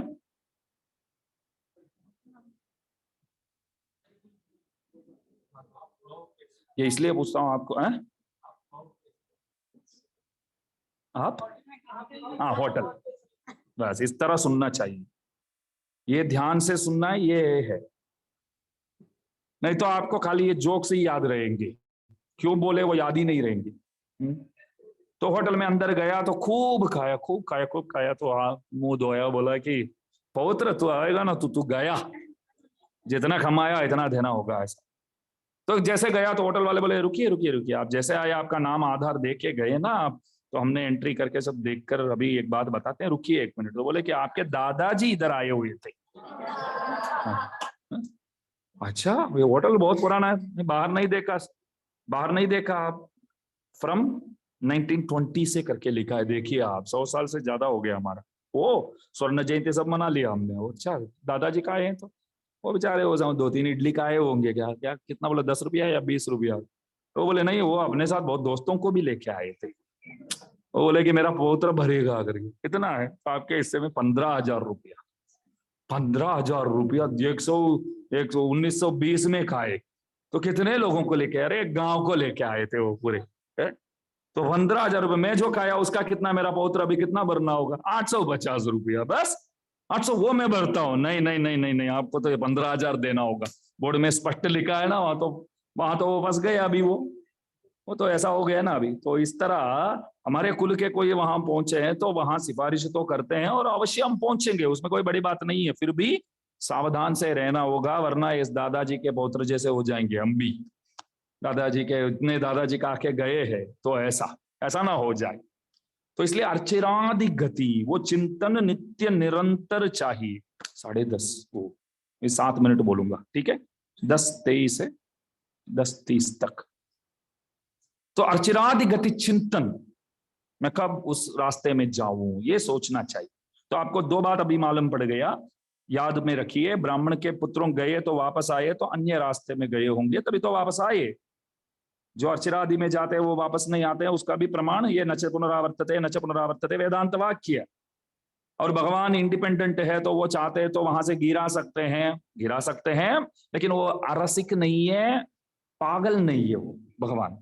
जो चीज के लिए वो भटका है तो वो चीज सामने आए तो उसको ऐसा नहीं बोलेगा तू वापस जाओ, ऐसा कभी बोलने वाला ही नहीं है वो। इतना तो याद में आ गया, आपको ध्यान में आ गया। और कितने लोग आदिवाहिक लोग, कितने लोग होते हैं? 12। कौन से लेकर कौन तक? अग्नि से लेकर के ब्रह्मा तक। अगर यदि सबको आपको याद रखना है तो परमार्थ श्लोक द्वय कंठस्थ करना पड़ेगा, सुबह उठकर दोनों श्लोक बोलना चाहिए। सत्संगात भवन स्पृहो गुरुमुखा शेषम प्रपद्यात्मवान, वो श्लोक। और मुक्तोर चिरदिन पूर्व पक्ष मुक्त अर्चि दिन पूर्व पक्ष षडुदंग मास अब्द वात अंशुमत सब आता है ना इसमें। ये आदिवाहिक का एक एक एक एक नाम आ जाता है पूरा। भगवान वराह भगवान बोलते हैं स्थिते मनसी सुस्वस्थे शरीरे सतियो नरः धातु साम्ये स्थिते स्मृता विश्वरूप पंचमावजम ततस्तम म्रियमाण काष्ठपाषाण सन्निभम अहम स्मरामि मद्भक्तम नयामि परमाम गतिम। किस किस को मालूम है ये श्लोक? आपको तो मालूम ही है। हम तो मैंने यही सोचा कि कमल किशोर जी, नंद किशोर जी और हमारे महात्मा जी, बस रमाकांत जी, सोमानी, बस ये तीन लोग अवश्य हाथ उठाएंगे। समझा, तीन ही उठाए, लेकिन यहाँ भी लोग जानते होंगे। और भी नारायण भाई सब वहां है, तो सब बड़े बुजुर्ग लोग यहाँ है। स्थिते मनसी, धीरे से बोलूं तो शायद याद आएगा। एक बार कोशिश करूं? नहीं, हमको मालूम नहीं, आप प्रयत्न मत करिए। वराह भगवान का चरम श्लोक है, 3 चरम श्लोक है। कृष्ण भगवान का सर्वधर्मान परित्यज्य, और रामचंद्र देव का सकृदेव प्रपन्नाय, और वराह भगवान का स्थिते मनसी सुस्वस्थे। प्रभु से मिलने के लिए उपाय अनेक है। इसमें एक उपाय है प्रभु ही उपाय समझना, जो है ना वो सर्वोत्कृष्ट उपाय है। उसके व्यतिरिक्त भी उपाय है, कर्म योग, ज्ञान योग, भक्ति योग। ये सब उपाय हम कर भी नहीं सकते हैं और करना सही भी नहीं है, याद रखना। श्री वचनभूषण ग्रंथानुसार, हमारे लोकाचार्य स्वामी जी महाराज के हृदयानुसार, हमारे धर्माचार्यों के हृदयानुसार अन्य साधनाओं का अनुष्ठान करना पाप है। नहीं कर सकते हम नहीं कर सकते। तो ठीक है, उसमें नहीं घुसने का है अभी। उपाय अन्य क्या क्या है वो देखिए आप। कर्म, क्योंकि उसमें जाऊं तो और 1 घंटा लगेगा अभी। कर्म योग है, ज्ञान योग है, भक्ति योग है, ये सब उपाय है, बराबर। भक्ति योग क्या चीज है आपको मालूम है? तैल धारावत अविचिन्न स्मृति संतान रूपा भक्ति ही। जैसे एक कटोरी में तेल लीजिए आप, ऊपर से नीचे गिराइए, नीचे अवश्य एक बर्तन रखना, तो वो कैसे गिरेगा? सीधा एक ही लाइन, इधर उधर तो वो तो हिलेगा भी नहीं, सीधा गिरता है। नहीं, इस तरह भगवत स्मृति आप बैठेंगे, स्मरण करेंगे तो बस प्रभु के सिवाय मन और कहीं नहीं जाएगा। सीधा बस भगवान के ही ध्यान आप करेंगे। कब तक करेंगे? मृत्यु तक, मृत्यु अवस्था तक। मृत्यु अवस्था में यदि आप भगवान को याद नहीं करते हैं तो क्या होगा? जिस चीज को आप याद करते हैं वो चीज बनेंगे अगले अवतार में। आप मरते समय यम यम स्मरण, यम यम, गीता जी में प्रभु बोलते हैं ना, त्यजत्यन्ते कलेबरम। मरते समय जिन विषय को, जिन चीज को, जिस चीज को आदमी याद करता है तो अगला जन्म वो ही बनता है वो। तो मैंने एक संत से पूछा, ये तो बहुत बढ़िया आइडिया दिया आपने, है? मैं मरते समय बोलूंगा कि स्विट्जरलैंड में जन्म मेरा, तो अगला जन्म स्विट्जरलैंड। क्योंकि मरते समय जो आप याद करते हैं बस वही, ऐसा पकड़ के बोल गए स्विट्जरलैंड में सबसे बड़े धनवान के वहां मेरा जन्म, ऐसा प्राण त्याग करूं मैं, एक बात है। तो कहां मेरा अवतार होगा, जन्म होगा? स्विट्जरलैंड में सबसे बड़े धनवान के। लेकिन मरते समय आप क्या याद करेंगे या आपकी वश की बात नहीं है, वो भी कर्माधीन है, वो भी कर्माधीन है। मैं सोचो कि इतना दर्द हो रहा बाहर, क्या वो कुत्ता भौंक रहा है, बस कुत्ता को याद किया तो क्या बनूं? फिर कुत्ता ही बनूंगा मैं। जड़ भरत जी जानते हैं ना सब, क्या बने वो? हिरण बने। इतने बड़े महात्मा, कोई सामान्य नहीं थे वो, है? जड़ भरत जी बहुत बड़े महात्मा, बेचारे, उनको भी कष्ट हुआ। तो मृत्यु होते समय आप भगवान के याद करेंगे तभी भगवान को पाएंगे, वरना वो जन्म के अंत में प्रभु से नहीं मिलेंगे आप। तो अभी तक जो ध्यान किया, जो भक्ति योग किया, उसका क्या होगा? भगवान बोलते हैं कि ये सब आपके काथे में है ही, चिंता मत करो, ये सब काथे में है। अगला जन्म भले आप हिरण बन गए अथवा कौवा बन गए, जो भी है, उसके बाद वापस अच्छे कुल में आप जन्म लेंगे, ऊंचा कुल में जन्म लेंगे। और वो जो आपके अकाउंट में क्रेडिट हुआ है ना, आपका खाता में है, आपने जो भक्ति योग किया है वो, उसको चालू करके बाद में आप मेरे को पा सकते हो। अनेक जन्म लग सकता है उसके पीछे। तो मृत्यु होते समय प्रभु को याद करेंगे वेदांत में ऐसा है कि स्मरण करेंगे, ध्यान दीजिए, बहुत सुंदर प्रसंग है। बाकी का जो है वो कल मैं बोलूंगा, और भी है इसके बारे में बोलने योग्य बात, अभी इतना बोल के समाप्त करते हैं। स्मरण करेंगे तभी प्रभु से मिलेंगे। वापस बोलता हूं, मरते समय स्मरण करेंगे तभी भगवान से आप मिल सकते हैं। पर आप भगवान क्या बोले, वो हमारे लिए विचार करते भगवान। मरते समय ये लकड़ी की तरह, पत्थर की तरह बेहोश रह सकता है, कोमा में चला जा सकता है, ट्यूब वगैरह लगाया होता है, कभी ऑक्सीजन पे है, उस पे है, इस पे है, वेंटिलेटर है, ये है, वो है, बहुत सारे बातें बोलते। इतना ही नहीं, परिवार वाले सब आ करके ये पूछेंगे धन कहाँ कहाँ इकट्ठा करके रखा है और जमीन किधर किधर है। जब सही थे तभी हमारे नाम पे कर दिया होता तो ये टेंशन नहीं था। अभी देखो कैसे स्थिति में आप पहुंच गए, बताइए किधर क्या है, क्या है बोलते हैं वो, तब बोलते बोलो बताओ तो सही किधर क्या क्या है। वो सोचते हैं कि थोड़ा सा भगवान का नाम लेना चाहता हूं तो भी लेने नहीं दे रहे हैं। कौन, बस हमारे ही बच्चे पूछते हैं कि किधर क्या रखा है, किधर क्या रखा है, किधर क्या रखा है, तो वो बोले कि कहीं कुछ भी नहीं रखा है, हमारे पड़ोस को एक 10,000 रुपया देना है मेरे को। तब बच्चे क्या बोलेंगे मालूम है, अरे उम्र बहुत हो गया तो पागल हो गए पिताजी, वो सब ध्यान में लेने का ही नहीं है। किसी को देने की बात करते तो वो पागल। धन इकट्ठा किया हूं, जमीन है, दस्तावेज सब वकील के पास है, बोलते तो देखो उतनी उम्र में भी कितना दिमाग का उपयोग करते, इस्तेमाल करते हैं, ध्यान से सब बोलते हैं। किसी के देने की बात करते तो वो कौन है, पागल है। हमारे को देने के लिए बात करते हैं तो बहुत होशियार है। नहीं, ये मैं नहीं बोल रहा हूँ, अपने श्री विष्णु चित्त सूरी गाते हैं पेरियार तिरुमड़ी में। बच्चे ना भगवान का नाम लेने भी नहीं देते हैं आपको, ऐसा बोलते। तो ठीक है, लेकिन मैंने बोला कि स्मरण करेंगे तभी प्रभु प्राप्ति, स्मरण करेंगे तभी प्रभु प्राप्ति, स्मरण करेंगे तभी प्रभु प्राप्ति। तो प्रभु बोले तू कोमा में है, बेहोश है, लकड़ी की तरह है, पत्थर की तरह है, तो बेचारा कैसे मेरे पास आएगा। लेकिन वेदांत में ऐसा लिखा है कि स्मरण करेंगे तो भगवत प्राप्ति लिखा है ना। स्मरण भले तू नहीं कर पाता है, मैं करता हूं तेरा स्मरण और तेरे को वैकुंठ ले जाता हूं, क्योंकि स्मरण करेंगे तो भगवत प्राप्ति। वेदांत वाक्य भी बच गए, अभी हम भी बच गए। वेदांत वाक्य क्या, स्मरण करेंगे तो भगवत प्राप्ति। भगवान बोले इतना ही है ना, स्मरण करेंगे तो भगवत प्राप्ति। तू स्मरण नहीं कर पाता है तो वो स्मरण मैं कर देता हूं, चलो। तू, तेरे को बोलना चाहिए माँ के पास, तू यदि बोला नहीं कि भूख है करके तो माँ समझ करके खिलाती है तो बात हो गया। वो स्मरण करती है, उसको मालूम है किस टाइम पे क्या देना है। तो भगवान बोले तू स्मरण नहीं करता है तो मैं स्मरण करता, हम स्मरामि मद भक्तम नयामि परमाम गतिम। और कुछ लोग वहां से सेवक लोग आकर के, ये 12 आदिवाहिक को छोड़ दो आप, बाकी कुछ लोग वहां से यहाँ आकर हमको, इस आत्मा को वैकुंठ की ओर ले जाते हैं। अगर यदि आप वराह भगवान के भक्त है तो आपका मृत्यु जब होता है तब उन सेवकों को भगवान नहीं भेजते हैं। भगवान बोलते हैं कि ये हमारे बहुत खास है। कभी कभी ऐसा होता है ना, एयरपोर्ट स्वयं वही आ जाते, बोलते कि ये आने वाले बंदा हमारे लिए बहुत खास है।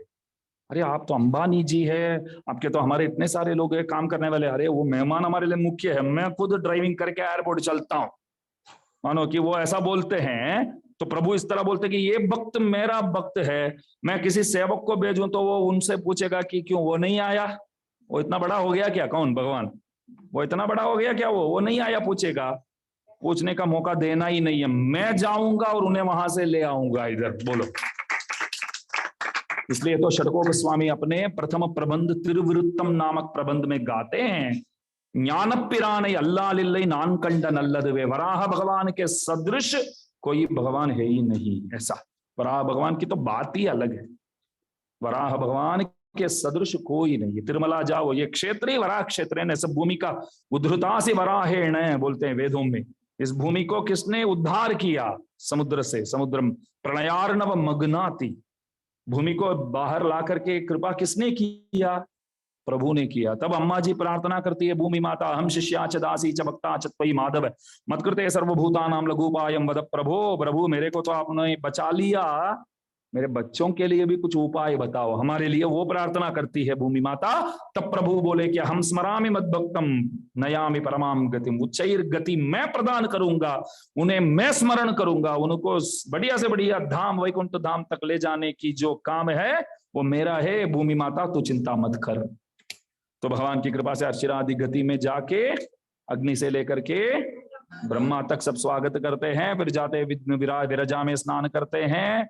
विरजा में स्नान करने के बाद अमानव स्पर्श बोलते हैं वो होता है। वहां जाकर के भगवान के गोद में परिक्रमा करके सहस्रस्तोणा मंडप, कितने स्तंभ है उसमें, तो उसने 1000 पिलर्स है वहां, तो वो मंडप हम देखते हैं। अनेक उद्यान है, बगीचे वगैरह है वहां, सबके सब है। नित्य मुक्त गण, असंख्य या नित्य मुक्त गण है वहां।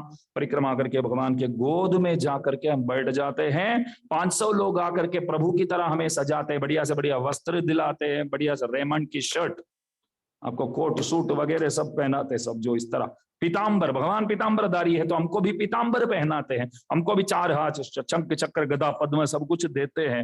भगवान की तरह आभूषण वगैरह हम भी पहनते हैं, और भगवान की तरह इत्र, जो इत्र मैं लगाता हूं बस वो इत्र उनको भी भगवान बोलते हैं। अत्तर जो बोलते हैं ना, सेंट वगैरह, जो मैं स्प्रे यूज करता हूं बस वही स्प्रे उनको भी देना, भगवान बोलते।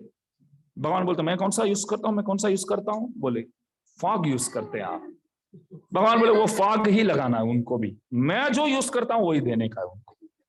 तम ब्रह्मालंकारेण अलंकुर्वन्ति बोलते हैं, परमम साम्यम उपैति, वेदांत वाक्य है, अनेक वाक्य है इस तरह। ईमान कामान कामान्नि ईमान लोकान कामान्नि कामरूप्य अनुसंचरन, वहां जाकर के जो चाहते हैं वो रूप आप ले सकते हैं, जो चाहते हैं वो सेवा कर सकते हैं, और भगवान के गोद में आप जाके बैठ जाते हैं हाथ जोड़ करके। भगवान ऐसे देखते हैं, कितने जन्मों से भैया मेरे साथ झगड़ा कर रहा था, तू आ गया ना, आखिर आ गया ना इधर। तो हमारे पुष्पा देवी जी से वही पूछेंगे प्रभु, वो आत्मा से, कितने जन्मों से आप संसार में ही थे तो आखिर आ गए ना इधर, कोसी कौन हो तुम। तो वो क्या बोलते हैं, अहम ब्रह्मास्मि। अहम ब्रह्मास्मि का मतलब मैं परब्रह्म हूं नहीं है, परब्रह्म मेरे शरीर है, मतलब मैं शरीर हूं, परब्रह्म शरीरी है, मैं उनका हूं, दास हूं। ऐसा अहम ब्रह्मास्मि का अर्थ हम इस तरह बोलते, सही अर्थ हम इस तरह बताते हैं। तो कोसी कौन हो तुम करके कौन पूछते हैं, भगवान। हम क्या बोलते हैं, अहम ब्रह्मास्मि।